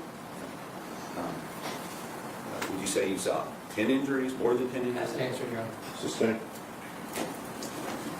All right, so we're going on to the next. Well, let's talk about the photographs first, okay, with regard to these injuries. State's Exhibit number 242 and 243. What area of injuries are we looking at in those two photographs? I'm sorry, you started with State's Exhibit 242 and ended where? In 243. Just those two. State's Exhibit 242 is a photograph documenting the injuries on the forehead that I just described. State's Exhibit 243 is also injuries on the forehead that I just described. And do those particular injuries, you said that they had some type of pattern to them, is that correct? Yes, sir. And can you describe what you're looking at there as best you can for the jury? Just how I said it. It's a kind of a zigzag pattern. It almost looks like tread of some sort. And in those photographs, as well as State's Exhibit number 245, do you have, I guess this is true in all your photographs, do you have some type of measuring device in the photograph so that you can give a reference when you're looking at it as to how big or small those tread patterns are? Yes, so all of these photographs have a sticker that has a 1 inch scale on it, also with a unique identifying number for the decedent, so that when the sticker is right underneath the area that you're documenting, you can have an idea of the size. And I asked you before, of the photographs that we have available to us, was there one particular photograph that you felt like could best show this tread pattern that you are referring to? I mean, there's several. If you want a close-up or if you want a more global. But one that has the measuring device close in proximity so that you're able to see it well. Yes. And which number is that? State's Exhibit 245. Okay. And so if you just take that one out of the notebook and just set it to the side, if you would. Not the Just the picture page. itself, the whole page.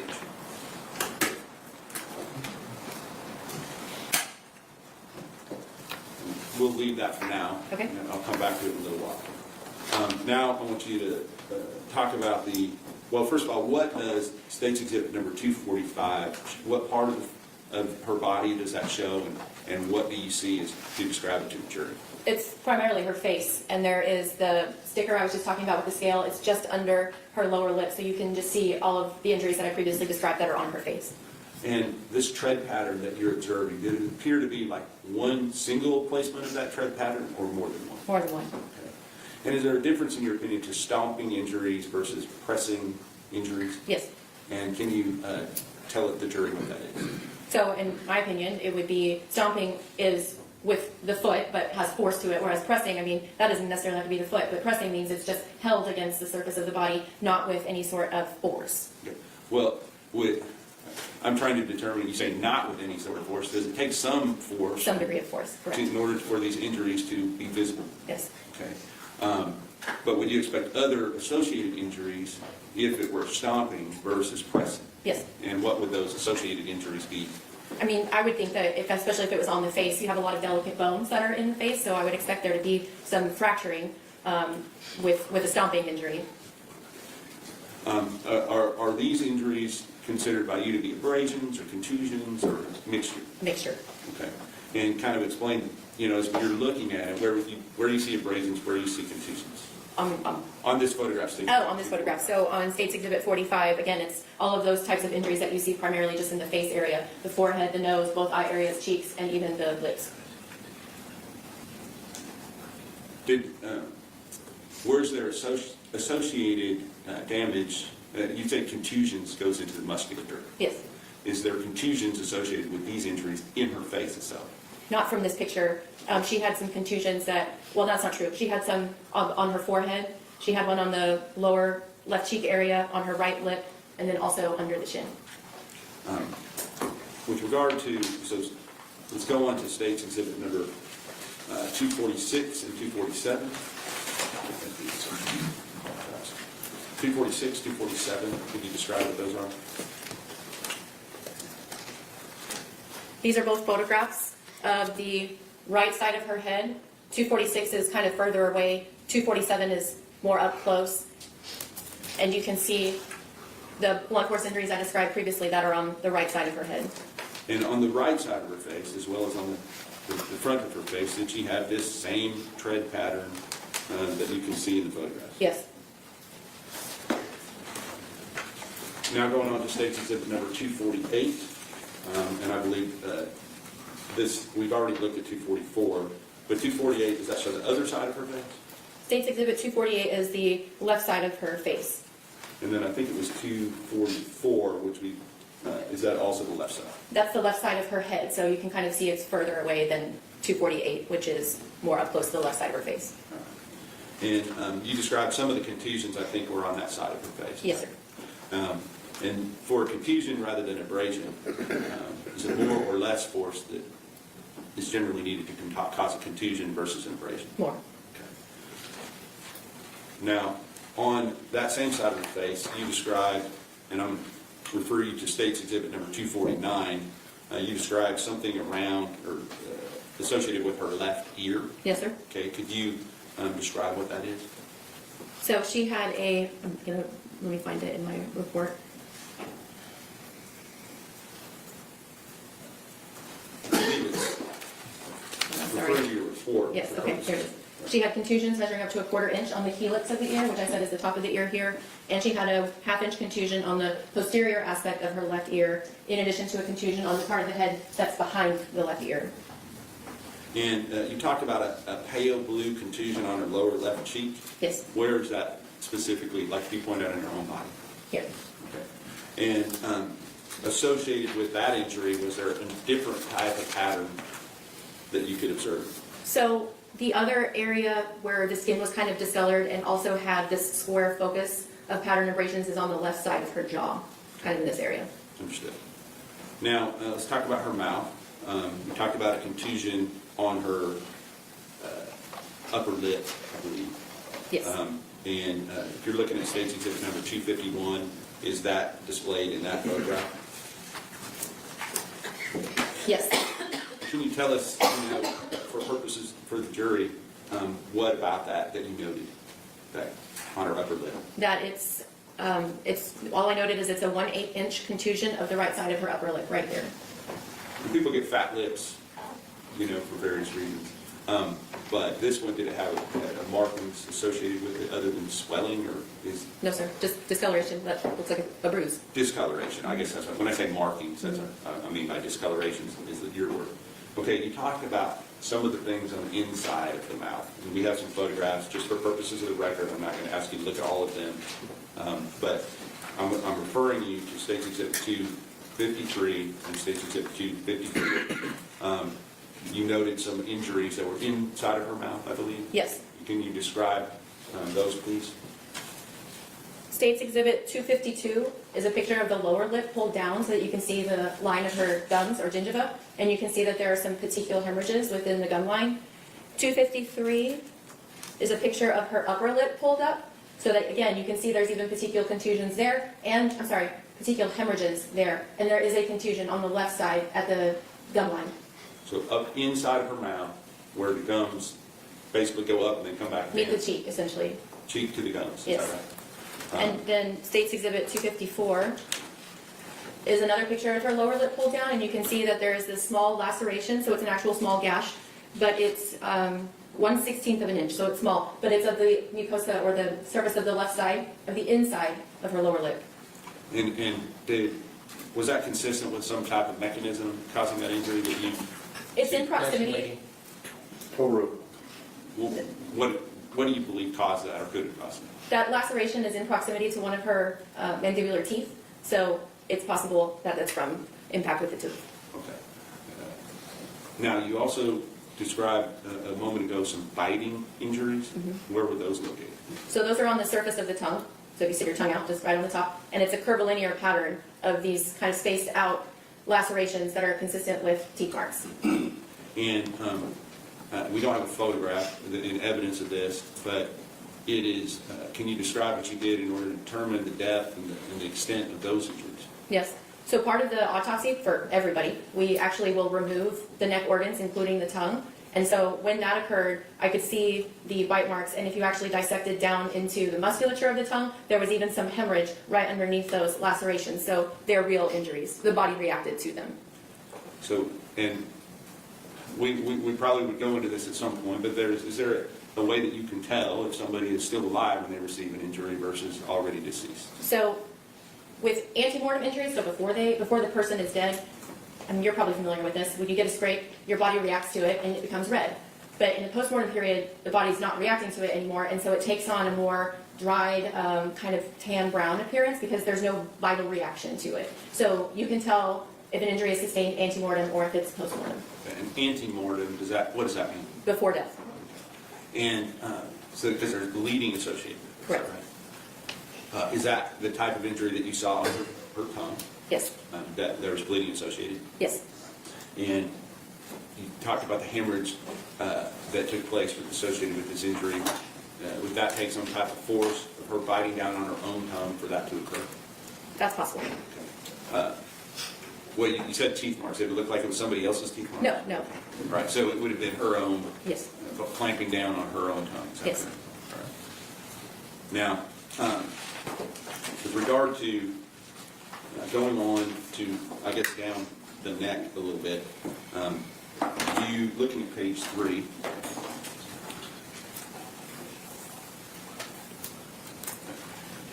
Good point. Every injury we've talked about so far, those are those of those classifications, antemortem versus postmortem. Can you tell us what those injuries are? Antemortem. So prior to death. Yes. All of those blows Yes. on her head, her face, her shoulders, her neck, back of her head, top of her head, all occurred antemortem. Is that right? Yes. And for purposes of the record, or for the jury, does that mean while she was still alive? Yes. Looking at page 3, you're still going on the head and neck area, correct? Yes, sir. All right. So at one point on that, you say there is a 1-inch abrasion on the middle of the submental region of the head, and then you, in parentheses, under the chin. And there's a red abraded contusion on the right side of the submental region of the head. Can you just explain what submental is? So this area directly under the chin. So not quite neck, but it's just this particular area. And can you look at State's Exhibit number 256? Yes. And is that to display the injury we're talking about? Yes, sir. And can you describe for the jury what you're looking at, please? So this picture is of directly under the chin, the submental region of the head. The little marker with the case number and the scale is right underneath it. And what you can see is that 1-inch linear abrasion that's on the middle, and then you've got an abraded contusion right next to it on the right side. And then we already talked about 250. You said there was a pattern abrasion on her left lower jawline. Is that Yes, correct. different than the zigzag pattern? Yes, sir. Going on, you stated there is a diffuse band-like distribution of zigzag tread-like pattern of braided contusions extending across the anterior aspect of the neck and upper chest. Yes, sir. Can you describe, or in layman's terms, explain what that means? So the same kind of zigzag tread-like patterns that I described on the face, you can also see across the anterior aspect of the neck and even just into the upper aspect of the middle of her chest. And are those something that is difficult to see, or is it something that is plainly apparent to you? It's pretty obvious to me, yes. Okay. And those injuries, if you're looking at 257, 258, there is no 259, and then 260. If you look at those and tell me whether or not those fairly and accurately represent that injury that you just described.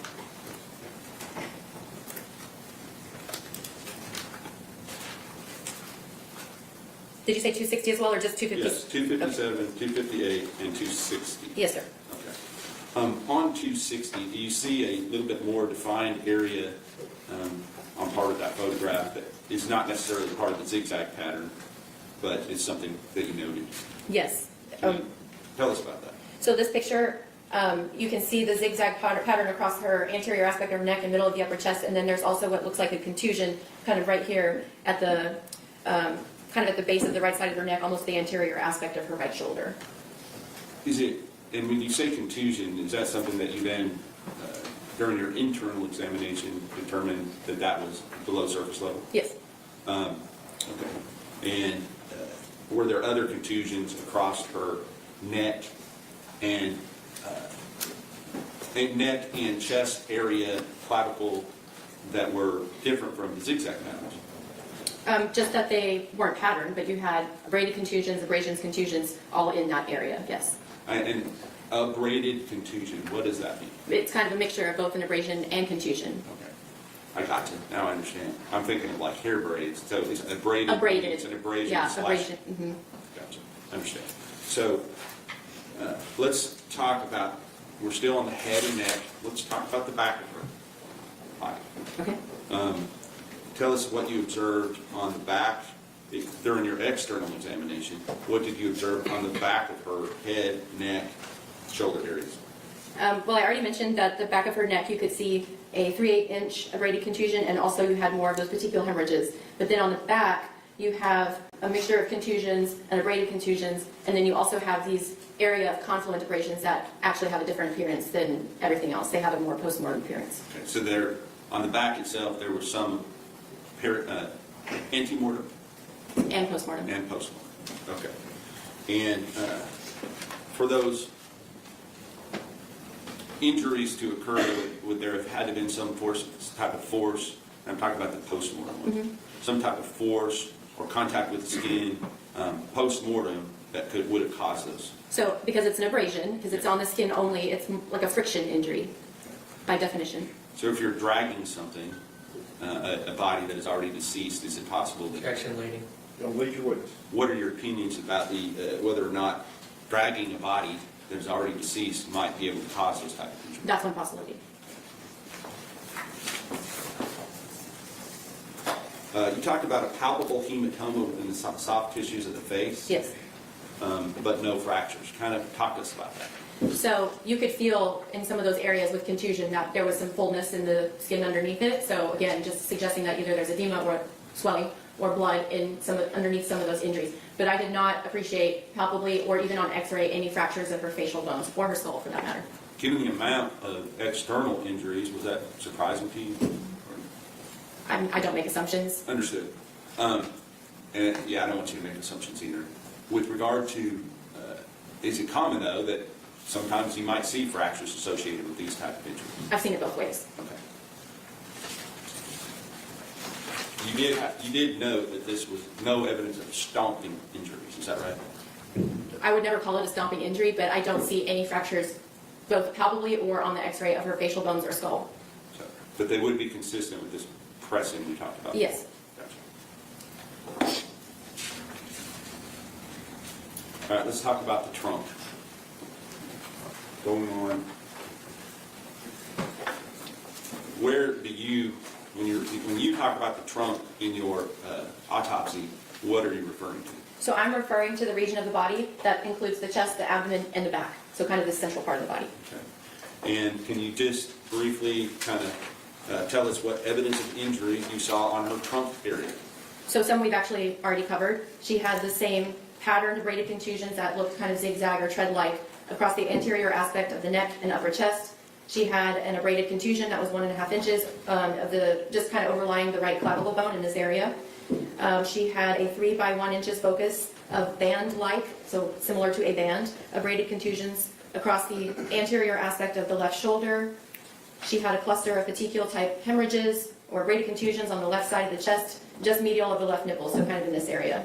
She had a 3/8-inch contusion and a 3/4 inch linear abrasion on the lateral aspect of the left side of the chest.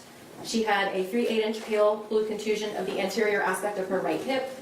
She had multiple red contusions measuring up to 3/4 inch on the middle of her upper back. And then she had these areas of kind of that tan brown confluent abrasions across the back. They were slightly more so on the right than the left side of the back. And she also had them on the posterior aspect of her right upper arm and her right elbow. And then she had more contusions on the left side of her upper back, abrasions measuring up to 1/4 inch on the left side of her upper back, a 1-inch abrasion on the right side of her upper back, and then a cluster of petechial-type hemorrhages on the left side of her back, and then more abrasions on the middle and lower back. And then she also had a cluster of contusions that were measured up to 1/4 inch, so pretty small, but they're on the right buttock. I'm not going to take the time to go into great depth about what injuries she had on her extremities, but did she have injuries on her extremities? Yes, sir. That were associated with, or would have been consistent with occurring during the same time as these other injuries? That's possible, yes. Okay. And is there any area of her body, other than potentially her right arm, that did not have evidence of injuries? No. Those photographs that we're referring to as far as the trunk goes, if you look at 260, I think we've already talked about that, but look at 264, 265, did those show some of those injuries?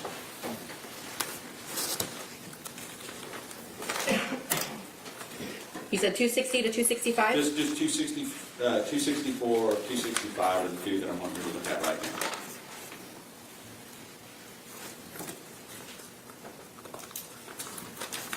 Yes, sir. And I want to specifically ask you what is depicted in State's Exhibit number 265. So in 265, it's a picture of her entire back, again with the small tag that has the unique identifying number for her and the scale. And you can see kind of the multiple abrasions and contusions that I described on the back, including those areas of confluent abrasions that kind of have a different tan brown color to them that I think are postmortem. So some were ante-mortem and some were post-mortem? Yes, sir. And is it hard to fall down or whatever, if you bump up against something, is there going to generally be one particular place where it comes and impacts your body? Something, unless it has multiple impact points on it. Objection, Leading Your Honor. Sustained. You understand what I'm asking you? Let me rule on the objection. Your objection is sustained on the lead the witness. Yes, sir. With regard to the number of injury, or number of points of force used just on the back, do you see, can you give an estimate of, just looking at it, how many there might have been? I would just say multiple impact sites. Okay. And these types of injuries that were on her back, Are they the type of injuries that have what you would consider contusions that go into the musculature? There's both abrasions and contusions, yes. Are there multiple contusions as well? Yes, sir.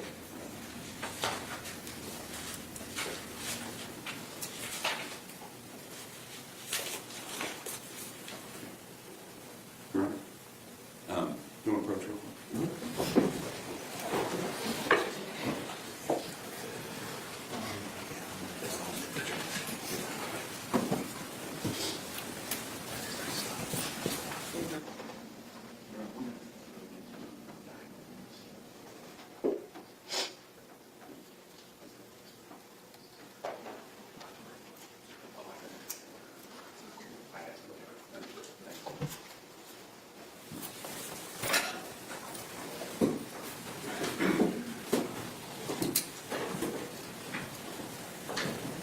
So looking at the rest of your autopsy, right now we're on page 3, looking, it continues on to page 4, and you talk about evidence of asphyxia. Yes. Okay. Because ultimately, what was your conclusion as to the cause of death in this case? So the complete statement I made for cause of death, she died as a result of blunt force injuries with smothering and strangulation. And so are smothering and strangulation a form of asphyxiation? Both are, yes. Okay. And so evidence of asphyxia goes to that conclusion, is that right? Correct. And so if you would kind of explain for us we've already talked, I think, about the generalized congestion, but other things that went into your opinion that for the evidence of asphyxiation. Yes. So again, she has generalized congestion of the head and face. She's got petechial hemorrhages in her scalp, in her facial skin, in both of her eyes, in the gingiva, and even on the posterior aspect of her neck. And she also has petechial hemorrhages on the skin behind both ears. And then she also has floor petechial hemorrhages within the skin of the anterior aspect of the neck and upper chest. And then also, not to forget, she has those patterned abrasions, abraded contusions that go over the middle of her face, including her nose and mouth. And so what would you call it if you have something where a person's airway is blocked? What kind, is that smothering or strangulation? Okay, so smothering is with the upper airway, the nose and the mouth being covered. Choking is the airway is occluded by like an object, or just something within the back part of the oral cavity. Strangulation, however, means that there's pressure on the neck, and you have the airway and the vasculature in the neck. And so let's go a little further than just evidence of asphyxiation. You said with smothering and with strangulation. So let's talk about those two things. Yes, sir. What are the evidence of smothering, and what is the evidence of strangulation? So your evidence of smothering is essentially you have these injuries that go across the nose and the mouth. So that would be supportive of that, in addition to all the features of asphyxia. And then furthermore, for strangulation, that's part of the looking at things internally. I don't know if you want me to go into that. Yeah, let's go ahead and do that. We're not going to show any photographs to the jury of any internal examination, all right? But I do want you to talk about that with regard to how you can tell that there was smothering and or strangulation. So the smothering I just covered, but for strangulation there's a specialized dissection that we can perform where we actually look at the musculature of the anterior aspect of the neck and we look at it layer by layer. And you're looking for evidence of hemorrhage in the musculature. And then in addition to that, you're looking at the cartilaginous structures of the airway. So if you feel here, the windpipe, that's what we're looking at. And sometimes you can see fractures of that in strangulation. But essentially, I did that specialized dissection in this case. Yes, okay. And and is that part of the evidence that you took into account as far as making your findings? Correct. Okay. Now,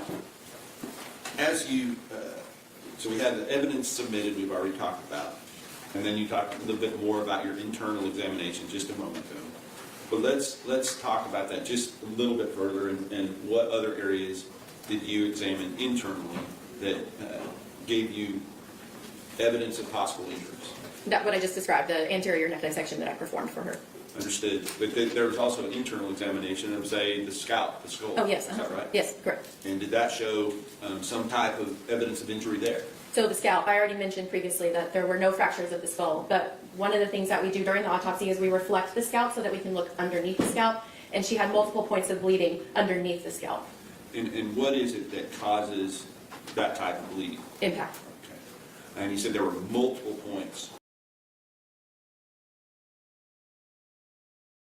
So that is the medical examiner. And again, this is still currently going on. So this week, I suspect the jury will come back with his penalty. This is his Instagram.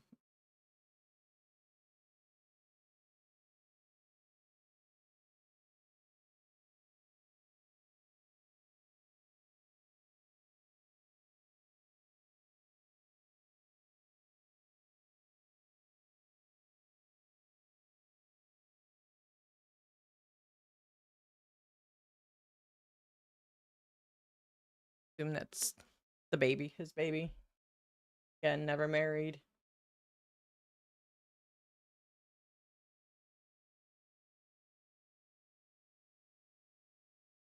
So we're waiting on this week. And I assume, unless they plan on putting a bunch of doctors up there trying to claim that he's crazy, he pled guilty to it. Yeah.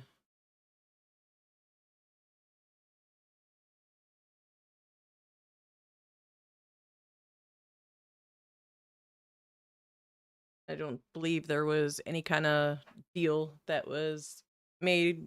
He did take them and help them find where she was, but I don't believe death penalty is off the table. It's the penalty phase right now is with a jury. So yeah, that's that. And then obviously we'll look for when the jury does come back with his penalty. I will bring it back. But there, I mean, you can go on court TV and see the parents. It's heartbreaking. Not something I really want. It just not in full. I don't want to play it all in full. But I think if ever there's a time that somebody should get it, probably it. And then I don't know if you want to call this a lighter note because it happens to be real life for us. As we were live last night, the third attempt on the president's life? Third. I mean, he's like a cat. He has 9 lives. Or that's multiple people with terrible shots.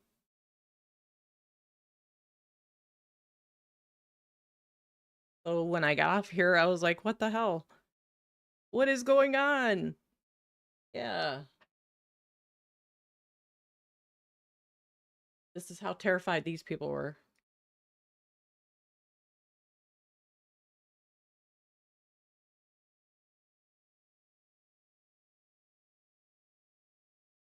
So scared they had to get the wine. I believe it is. I agree. Too late. Yep. Because the reason I say that I believe it's Texas, so I know they have the death penalty. And 2,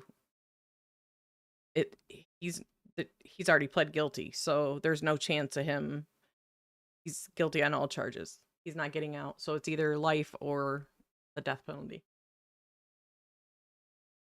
So this is the shooting event last night. These people were so terrified they had to grab the wine off the table before they hauled ass out of there.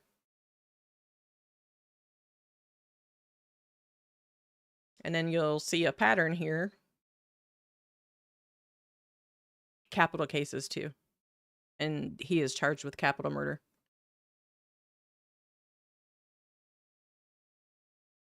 As you can see, this is a letter from, who is it from?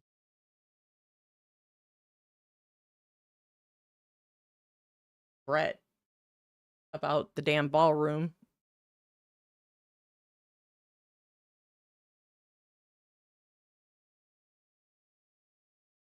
I say no chance.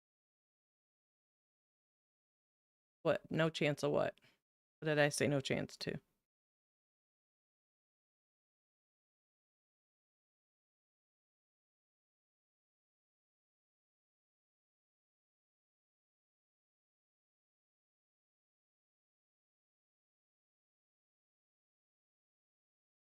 So the entire pattern on after this happened with these people at the dinner was to be concerned about the ballroom being finished because, you know, they kiboshed, put a hold on it.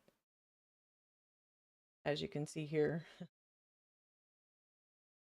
They're all the different people posting about the stupid ass ballroom. Not so much concerned about the shooting or the attempt on his life, but, you know, that ballroom. And do you not find it strange? Anybody? Finding it strange that we were prefaced, I feel like, you know, allegedly, in my opinion, Erika didn't go to Georgia because she had threats on her life, and then they pretexted it all the way up to this happening.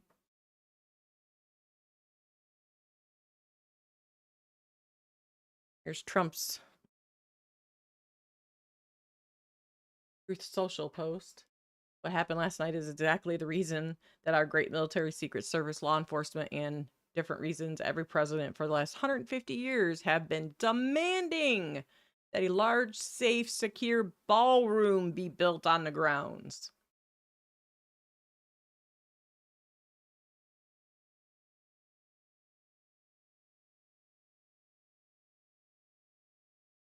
Could be. It absolutely could be. Honestly, Bill, with anything that is happening, wouldn't surprise me.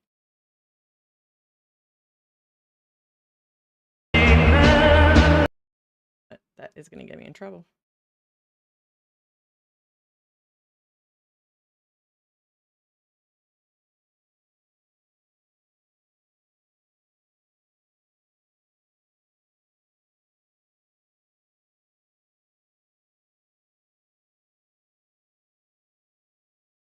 It's like she knows where every camera is.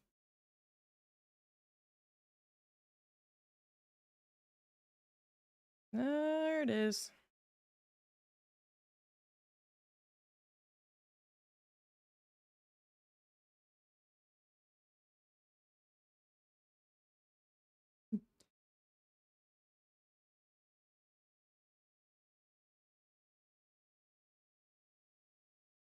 And why is, after everybody has been, well, first of all, why did they take Vance out before they took out Trump?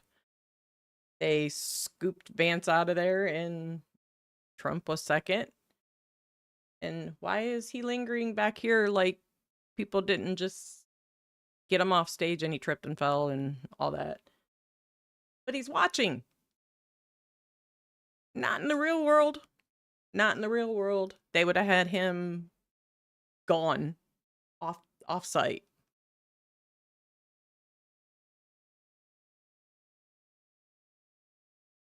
Yeah, absolutely.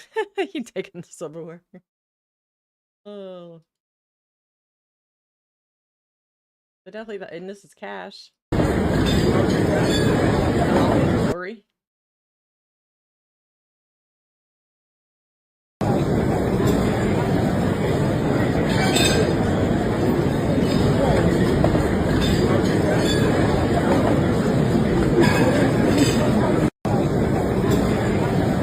Does anybody look concerned? Why is he just sitting there? Nobody looks terrified. Nobody looks panicked. Nobody looks like they're freaking out. It's also very strange. The Vance getting snapped.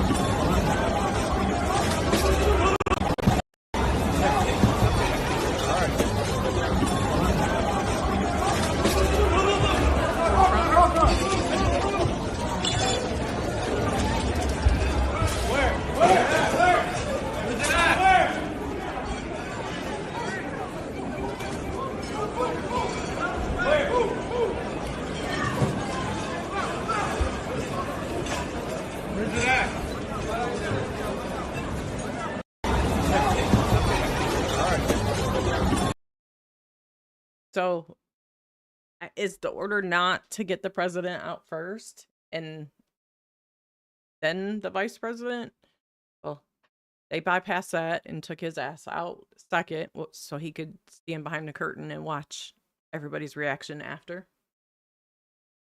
Bit confusing. He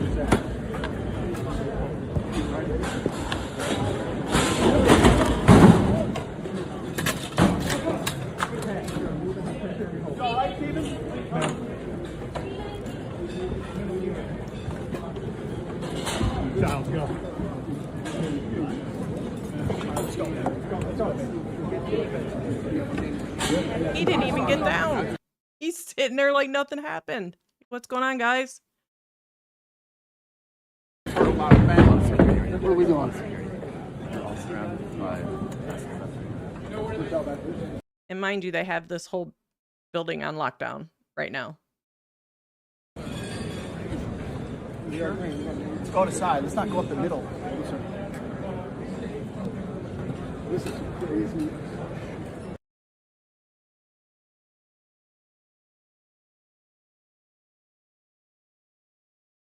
The press secretary's husband.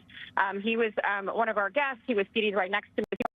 I want to just quickly tell you, I was sitting next to Caroline Levitt, the press secretary's husband.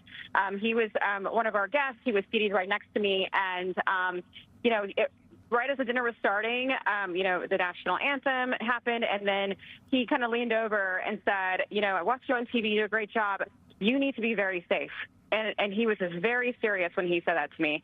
And he kind of looked around the room and he said, there are some... Her phone cut right out. Sounds like we lost Aisha's phone there. And this happens, by the way, especially when you have so many people. On this video, the national anthem happened, and then he kind of leaned over and said, I watched you on TV. You do a great job. You need to be very safe. And he was just very serious when he said that to me. And he kind of looked around the room and he said, there are some... So either Fox cut her off because she sounded like she was like we going to lost say something, Aisha's phone, or they jammed her phone, whichever one, I don't know, but it sounded like she was going to say something. They couldn't have that. And where was Usha? Where was Usha? Melania's there. Where was Usha? She didn't want to have no part of it, or what? They're taking selfies. Look at this. Scary Terrified. and terrible events, but it's not often Feeling wine. where you have a loved one next to you in that moment, and you're also tragically, we've covered shootings, we've covered all sorts of scary and terrible events, but it's not often where you have a loved one next to you in that moment, and you're also I mean, what a disgrace. Tragically, we've covered. And then this is before the show. I will tell you, dinner even this started. Before it even started. To rumble, is he not? He is ready to rumble. I will tell you, this speech tonight will be classic Donald J. Trump. It'll be funny. It'll be entertaining. There will be some shots fired tonight in the room. So everyone should tune in. It's going to be really great. I'm looking forward to hearing it. I love it all. And you wrote most of it, you said. I can't take credit. In true Donald Trump fashion, the man puts his pen to the paper himself. So it's a lot of his own work. To rumble, is he not? He is ready to rumble. I will. Absolutely. I agree. Totally agree with that.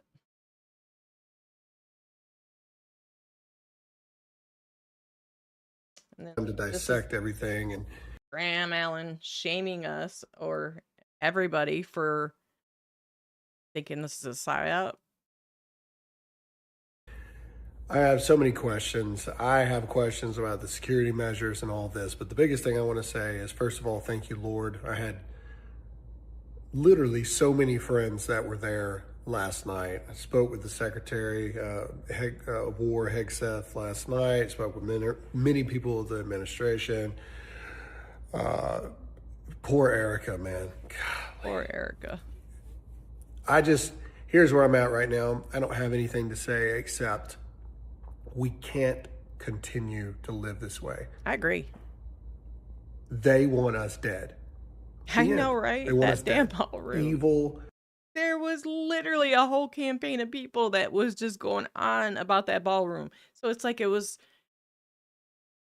It was a whole scenario created maybe for Erika Kirk and the threats on her life in his ballroom. That's what it seems like. It's like life is a joke to this government. It's disturbing.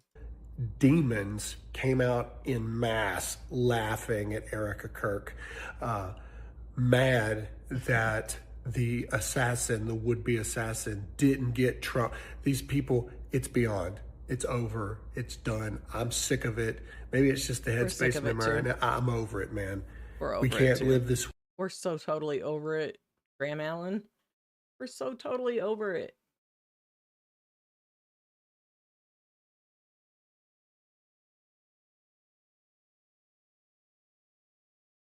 And Miss Chris walking out.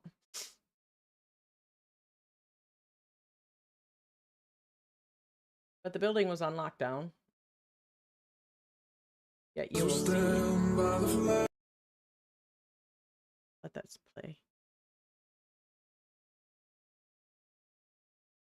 When she thinks there's no cameras. And how is she outside? Everybody else was on lockdown. Right. That's that's the question we're all asking. Why was she even there? Why? You cannot make this up. There is not one terrified, scared person in this whole entire room.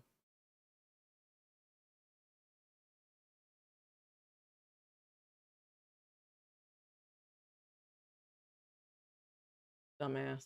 Not that way, guys. Not that way. All right, keep posting. Not that way. Excuse me. Sorry. Not that way. Excuse me.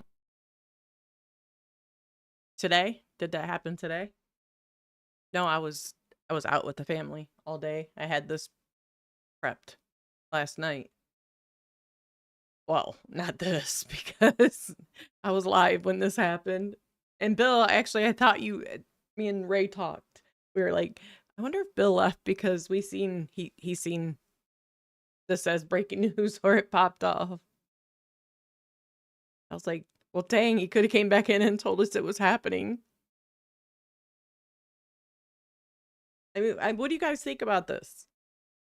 I mean, it cannot be real. This is not how people act when there's an active shooter or a shooting. It's just not. I'm sorry, it's just not. And why do you continue to do it? Because all they're doing is trying to instill fear into us. It's not working. When are they going to see that it's not working? Well, they see it and they're just upping it more and more. They're ramping it up more and more.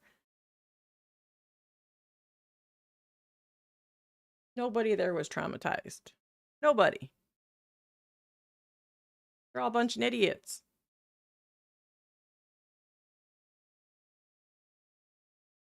I mean, it's a disgrace, really. And you wonder why Iran keeps releasing Lego videos. Oh.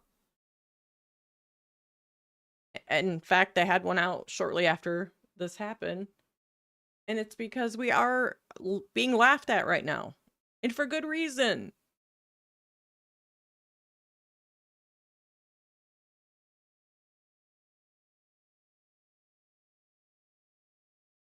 This creepy ass standing there like,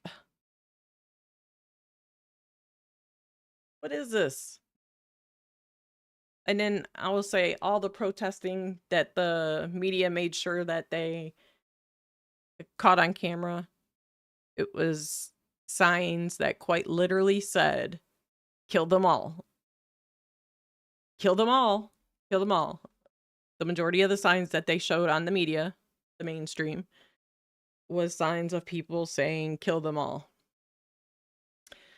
I was just in Phoenix. There was hundreds of people at the protests there. None of them liked Trump. Not a one of them said, kill him. Get him out of office. All that, but never a threat. Kill them all. And that is quite literally what every single person on here is saying now. They want us all dead. They want us all dead. It's absurd. And it's absurd that they think that we're going to be. It is. It truly is. It is.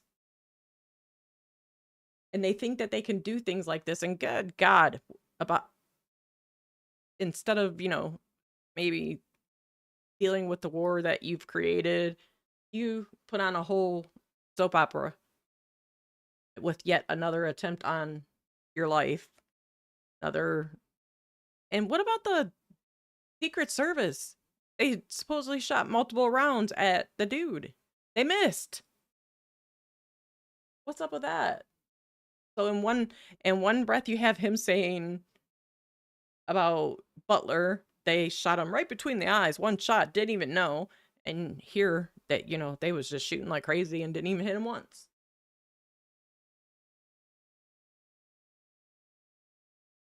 And that guy is also, I believe, a scientist and a teacher. But it's never a dull moment here in the USA with our government. It's never a dull moment. There she is in all her glory. The music.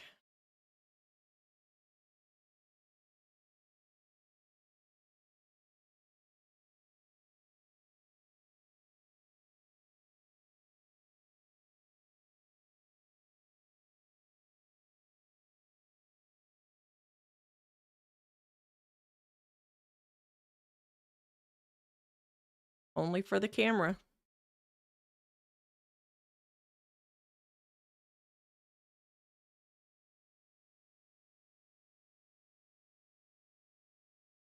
Yes.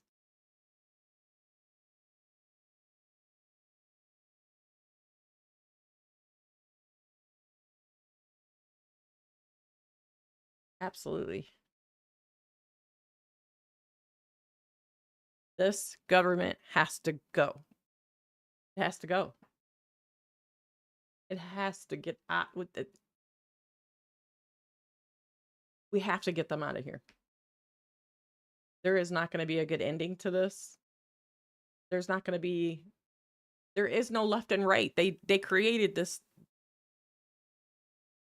to do exactly what they're doing, and that is to instill fear into us and make us hate each other. And the tides are turning now. Everybody is aware of the shit that they're doing in the game that they're playing. There is no left and right. We are the people. We are the people.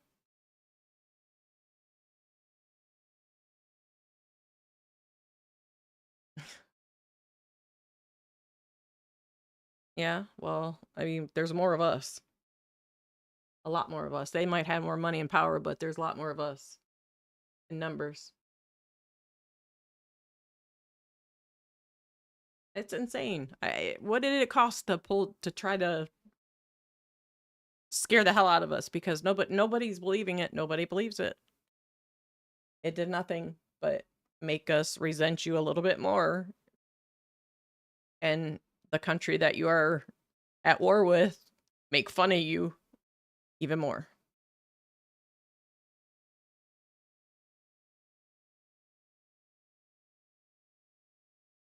The numbers, yeah. I mean, in theory we do. If everybody came together and decided that enough was enough, yes, I 100% think that we could. I know, the left, right.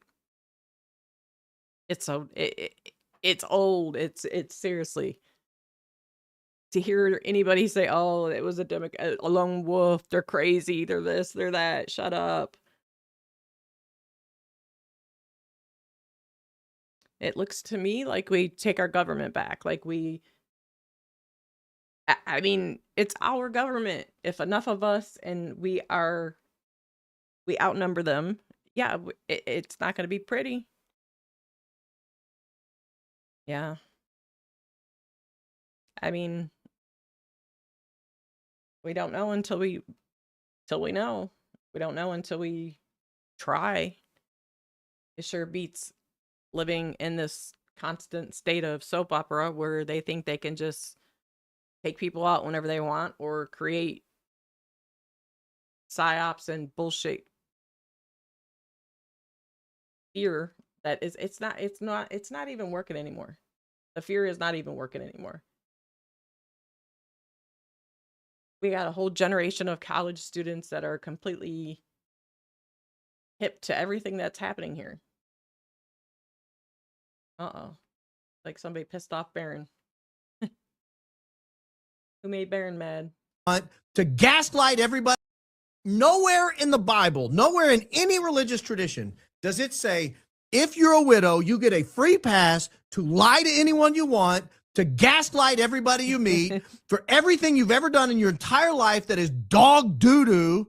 You just get overlooked. No one's allowed to bring it up. No one's allowed to talk about it. For the rest of your life, everyone has to fawn all over you and support you because, my God, you're a widow.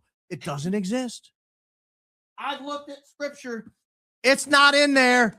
Erika, Graham, Gary, not in here. Andrew, Blake, doesn't say it.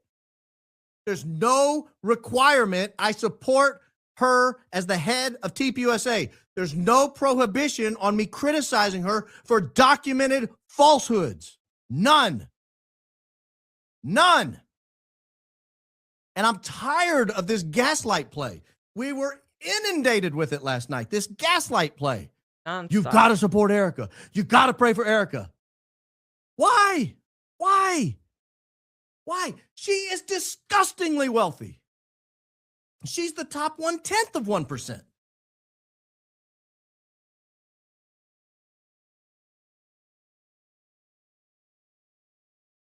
Funny when he gets fired up like that.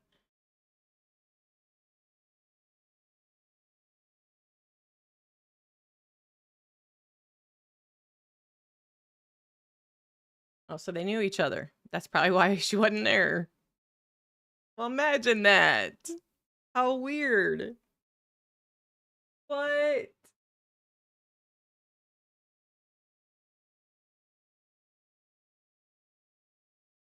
Yeah, I thought so too. I definitely thought so too. And I think so did a lot of people. But I think that it also seemed like she was doing it for every camera that she knew was there. Like she knew exactly where the cameras were. And then when she didn't see cameras and she thought she wasn't on camera, she was chilling out by the van. And this is going to irritate me. So this is why Usha wasn't there.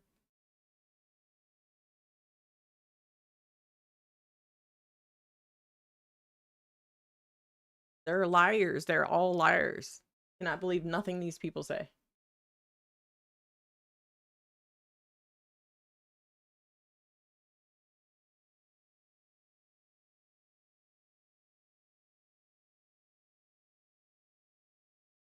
Here we are, another person yapping about the damn ballroom.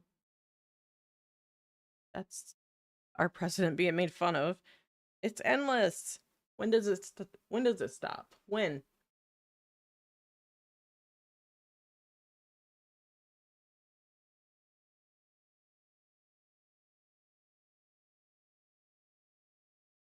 Oh.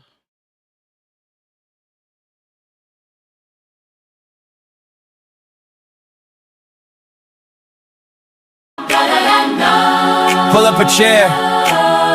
This story's gone far. We interrupt your regular feed with the breaking report on something you need. No spin, no drama, just facts on the ground. The price of your gas is the headline sound. Grab your coffee, sit tight, take a breath, because the Strait of Hormuz is making headlines again. The oil shock is coming. It's already here. The paper price says fine. The physical says fear. One number on Google, another in the real, $35 apart. Now that's a big deal. The oil shock is coming to a pump. They know exactly, and you have him lying right to our face telling us he has it under control. Yeah, just like in Utah, exactly. Yes.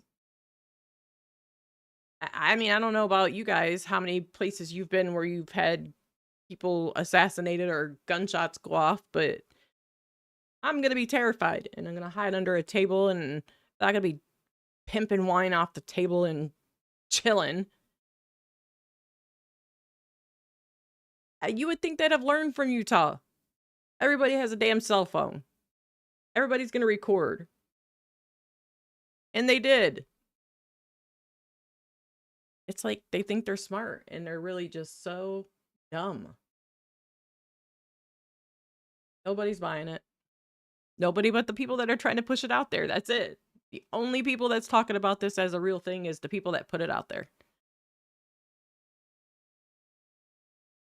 Hard to have empathy or anything for any of these people. They're all sick. They gotta go. And then Iran, you know, they're clearly making the videos and it's known.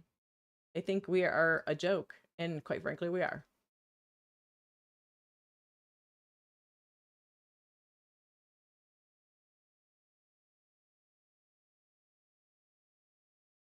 It's endless. They know that we know, yeah. Well, yes, they do. Everybody is looking at us right now like we're a joke.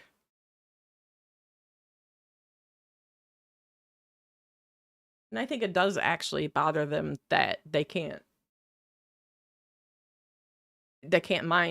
manipulate us anymore, because that's why you have them come unhinged so often. That's why that dumbass gets up there and says unhinged things in front of the country. That's why Erika is paying so much money and goes to great lengths, and they become unhinged because they can't control the narrative. They cannot control it anymore.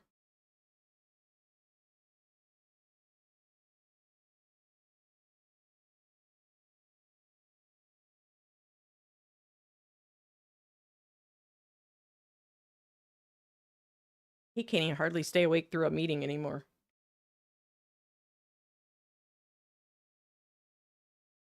Yeah.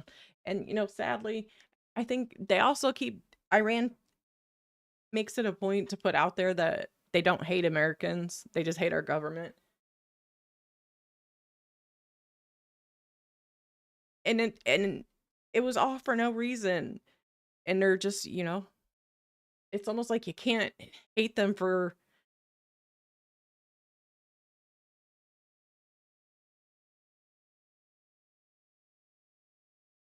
Yeah, definitely. You'll be spied on, no doubt. Just like you're controlled through YouTube and the algorithm, and that's why I'm always pushed back. But I still think that we have strength in numbers, and I mean, they're acting out of fear. If anything, they're acting out of fear, and they're being irrational and making stupid decisions because they're acting out of fear. They know that they cannot mind control us anymore. And I still believe wholeheartedly that we have strength in numbers. We just have to get the people out there.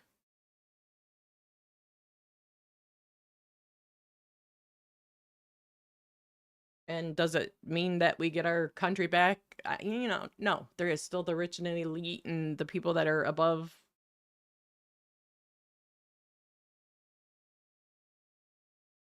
No, I agree. I totally agree.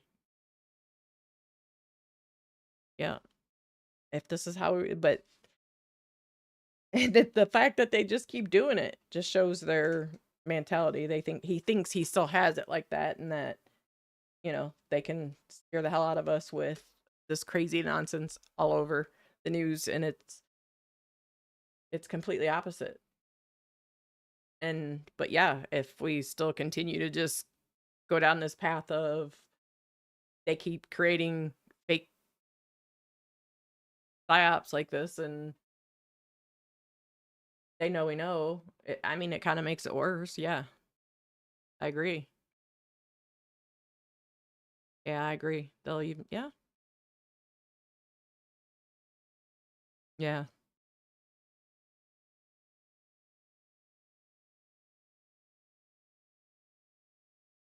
I mean, I wish I had the magic button to get everybody up to stand up and to fight, because it is 100% worth fighting for, and it's our country. We don't. It does. Yes, it does. Totally.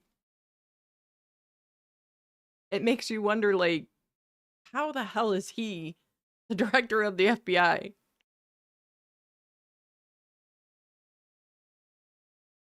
It's baffling. It truly is.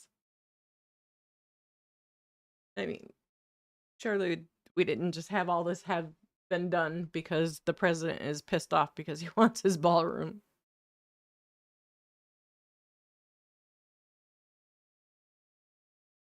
It just can't be made up. No way. Nobody has bought this. Nobody. It, even people that are conservative and thinking and try to give them the benefit of the doubt was like, this is weird. I'm not a pedophile. I'm not a rapist. You're a disgrace. This is how he talks to people, and he knows he is everything. A rapist. The so-called manifesto is a stunning thing to read, Mr. President. He appears to reference a motive in it. He writes this, quote, administration officials, they are targets. Yeah. He also wrote this, I'm no longer willing to permit a pedophile, rapist, and traitor to coat my hands with his crimes. What's your reaction to that? Well, I was waiting for you to read that because I knew you would, because you're horrible people, horrible people. Yeah, he did write that.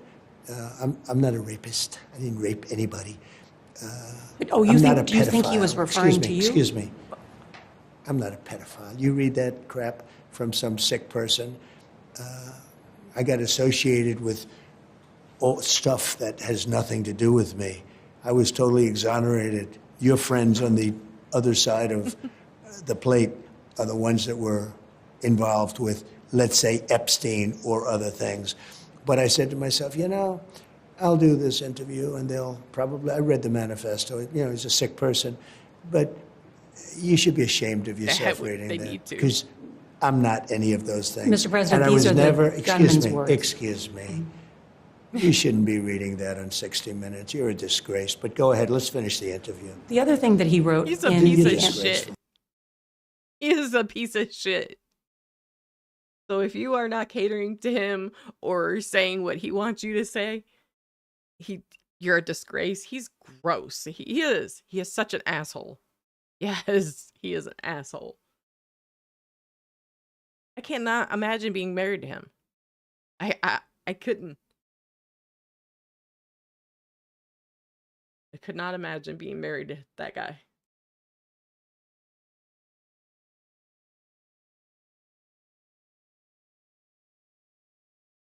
I mean, he's just chilling there. FBI director. Doing nothing. That's what he's doing. Nothing. Cockeyed cash. Yeah, I don't think I mean, how could she? I mean, let's be real. How could she? I wouldn't spend any time with him. No, it seems like he's spending time with Laura Loomer. That's his #1 fan. Laura.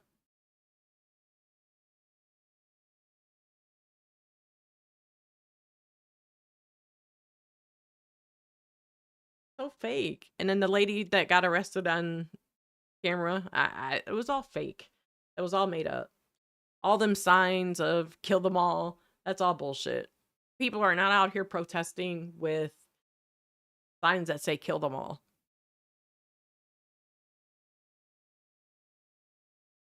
Running around with big guns. Jesus.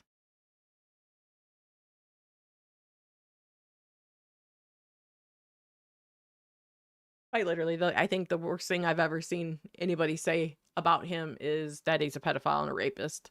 Which, I mean, it's true. Sure.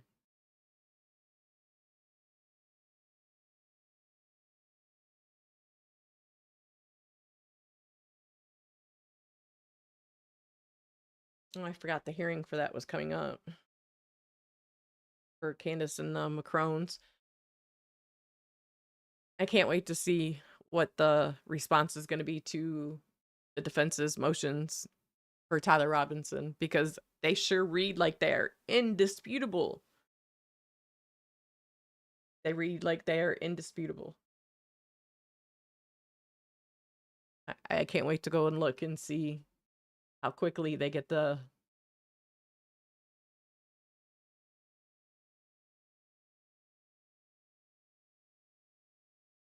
I don't know who that is.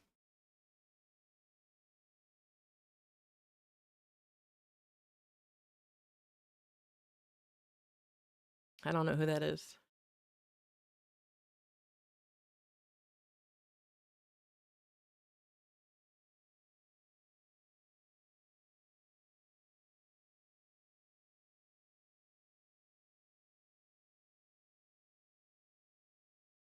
And I don't know what they were trying to do there either. Oh, I think he was doing magic. That's what it was, and it was pissing Trump off. He was like looking around like, where's the shooter?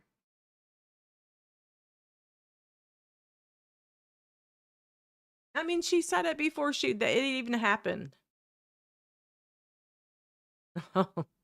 Letters. Okay. On list for that joke. Okay. I don't know, man. You don't want to be putting yourself on no list.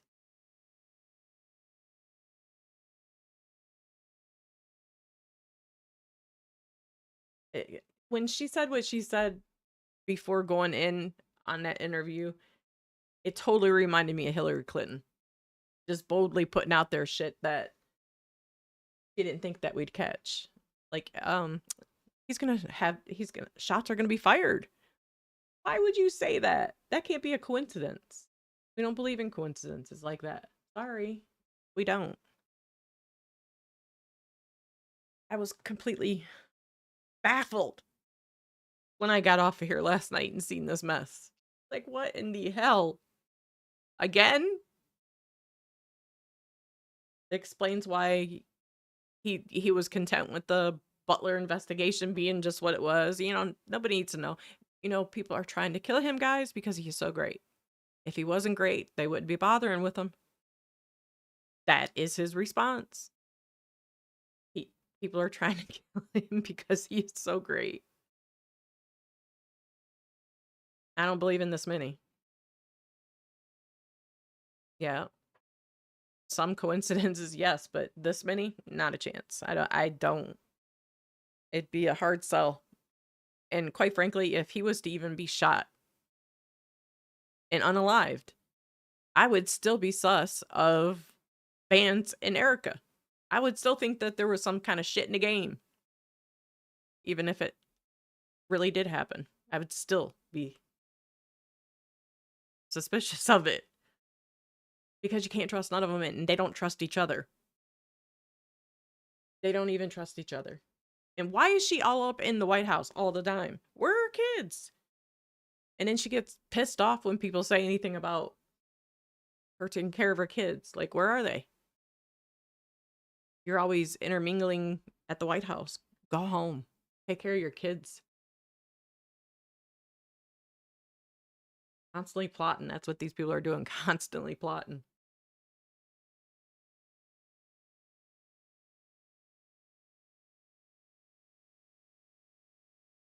I know, guys.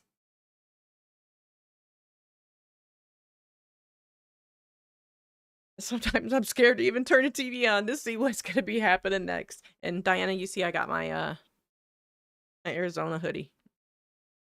I got this while I was at the airport. Because when I looked at the weather, when I was flying into Tennessee, it was in the 50s. And it went from sweltering hot in Arizona to chilly in Tennessee. I was like, what? Should grab a hoodie. I did.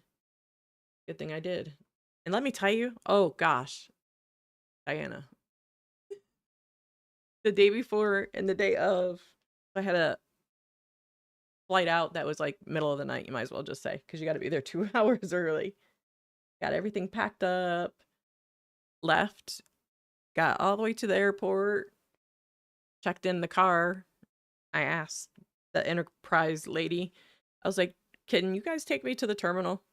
Because that airport is ginormous, and you have to go up and down escalators to get from the car rental place to the terminal. And I had 2 large suitcases with my equipment and stuff. The weather, yeah. It is pretty big, yes. So the dude was like, he was like, yeah, I'll run you up there. Well, as soon as I sat in a car with him, now I've already checked in mine. I went to go brush my hair out of my face or something, and I noticed I didn't have my ring. Instantly got sick. So long story short, left the ring at the Airbnb, had to cancel my flight, book a later flight out, which turned into a nightmare. I was in the middle of a completely full plane for 3 hours and 45 minutes. And it was delayed twice. And one of the 2 times of the delay, we were actually on the plane with no air. It was crazy. It was terrible. But the Enterprise guy he drove me all the way back 30 minutes to the Airbnb. I ran and got my ring, and he took me back to the airport, so it was cool.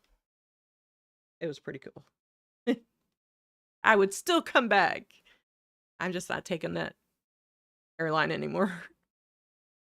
It was horrible.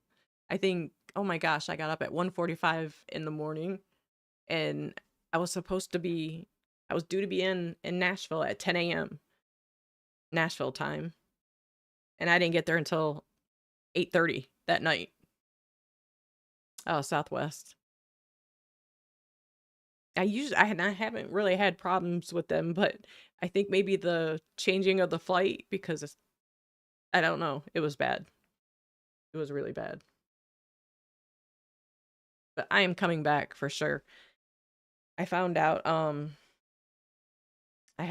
husband has a friend, and well, he's a friend of mine too, that we've known forever.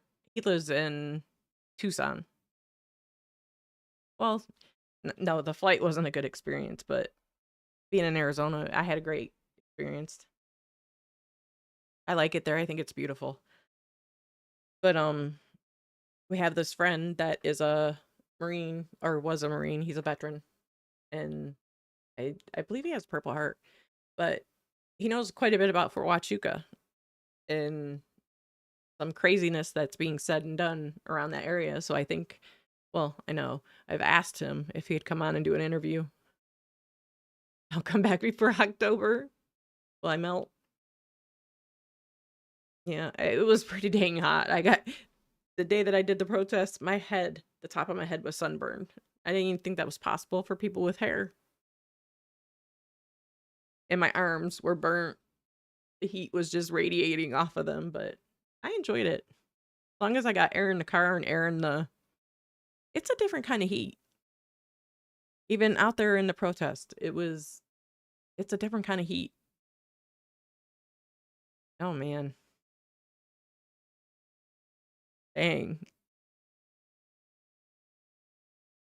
He loves it out there. Dan's like, you come out here.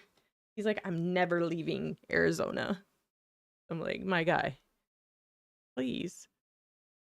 So I'm going to get him on here to do an interview about Fort Huachuca and what's going on there. He said he would. Oh no. How? How do you guys even survive that, man? How? How is it even survivable? He kept telling me, he kept texting me while I was there. He's like, Cindy, you have to be drinking a lot of water. You don't understand. I'm like, I am. I'm drinking water. He's like, no, you got to drink a lot of water because you won't even know that you're getting dehydrated. I'm like, it's not that bad. But I can see, yeah. I had a good time, though. It's a nice place. I liked it. I'm going back. I'm just maybe going to wait until, when is a good time to go? Y'all don't even have winters, do you?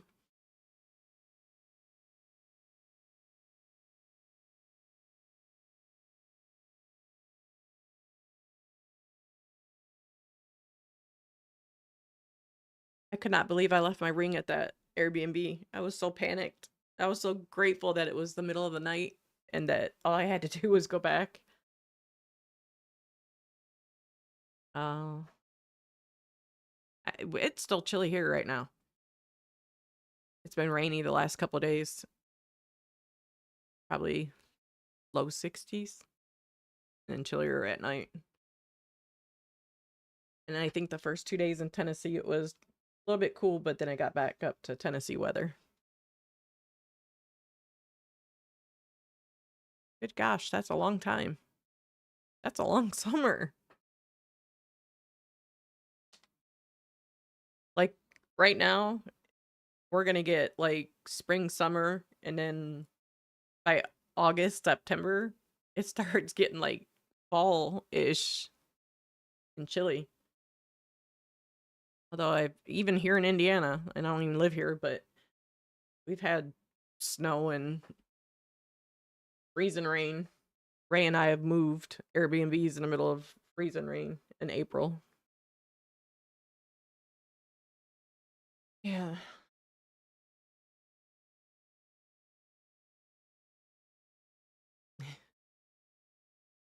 It's hot. Where is Yuma?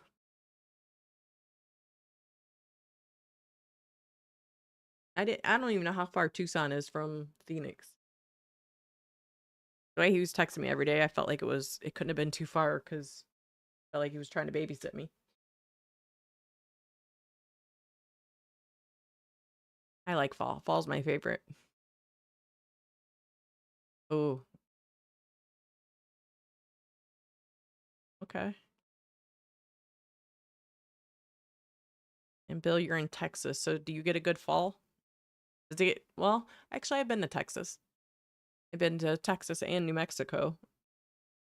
And it had snow. I think it's unusual, but it did have snow.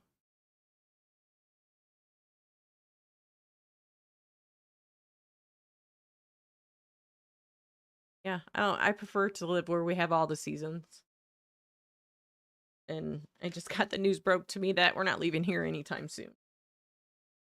And I'll thank my husband for that. Well, thank you, honey, when you wake up tomorrow and you see this. Thank you. So happy that we get to stay in Indiana. That's sarcasm.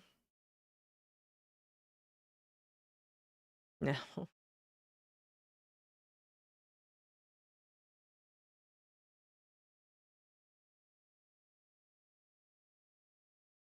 I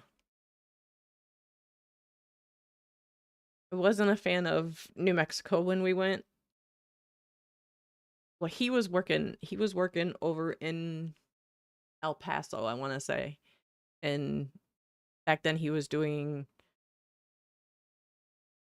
transporting people across the border and keeping them safe. Like CEOs or whatever. And I came out to visit him and it snowed like a mug there. I was like, what the hell? But Texas I thought was pretty nice. Yeah. Yeah. Legally he was protecting them. So like executive protection, security kind of thing. Because, he got put down. He'll fuss at me for talking about it, so I'll just stop.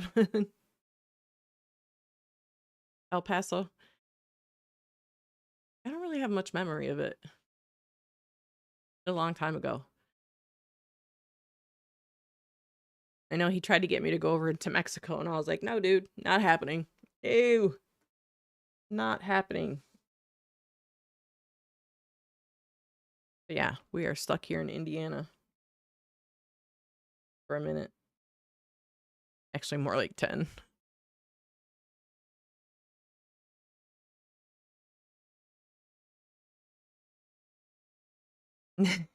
No, he's definitely not a coyote.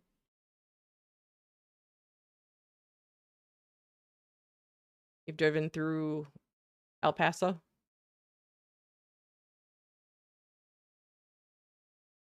And he said ick.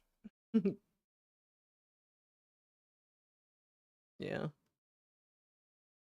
It was a long time ago that I was there. I'm sure everything has changed. I haven't been there in a long time, but I don't know. I think of all the places, Georgia and Tennessee are my favorite. Yeah. Yeah. I think it could probably be said about any place, really.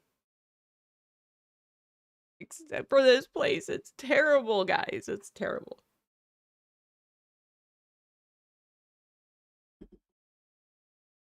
I don't belong here. Belong.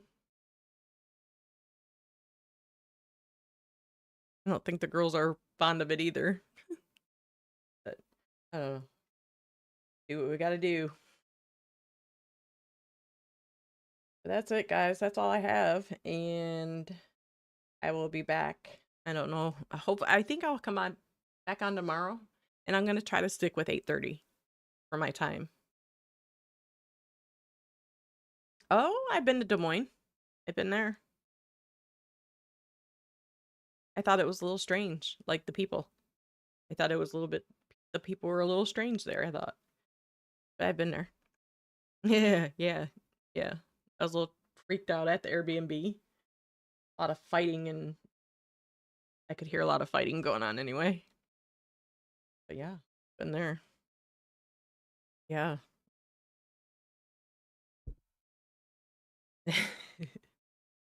Cool, Iowa. Not everybody can be cool and live in Texas, man. No, no. It's kind of like what would be the term for the people? I don't know, yuppie-ish, like younger bougie people that want to sit back at coffee shops all over the place, kind of thing. I don't know. Don't know. I think we were there for a week.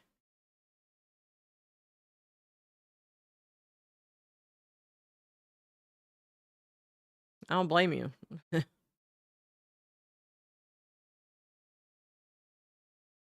Hey, that is all you see when you drive here is corn for miles and miles and miles and miles and miles. Corn. Corn. It's already growing right now as we speak. Corn. It's all flat land. Now I get the true definition of a flatlander. My father-in-law he used to call Yankees flatlanders, and I get it now.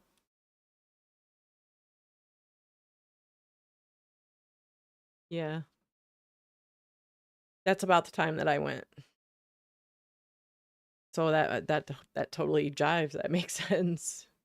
Yeah. I felt we definitely felt out of place there. So, guys, does 8:30 does that feel like it works for you guys on time? I'm trying to come up with a better schedule.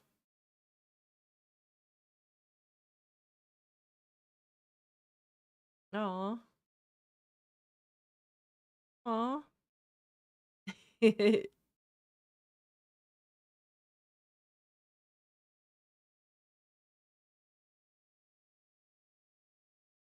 I don't blame you. All right, so then I'm gonna shoot for 8:30, and I try to go past Baron because Baron, good God, Baron's show can go on for 4 hours sometimes. Oh Lord. At least you said Luma. Hey Bill, do you get notifications that I have a live coming up?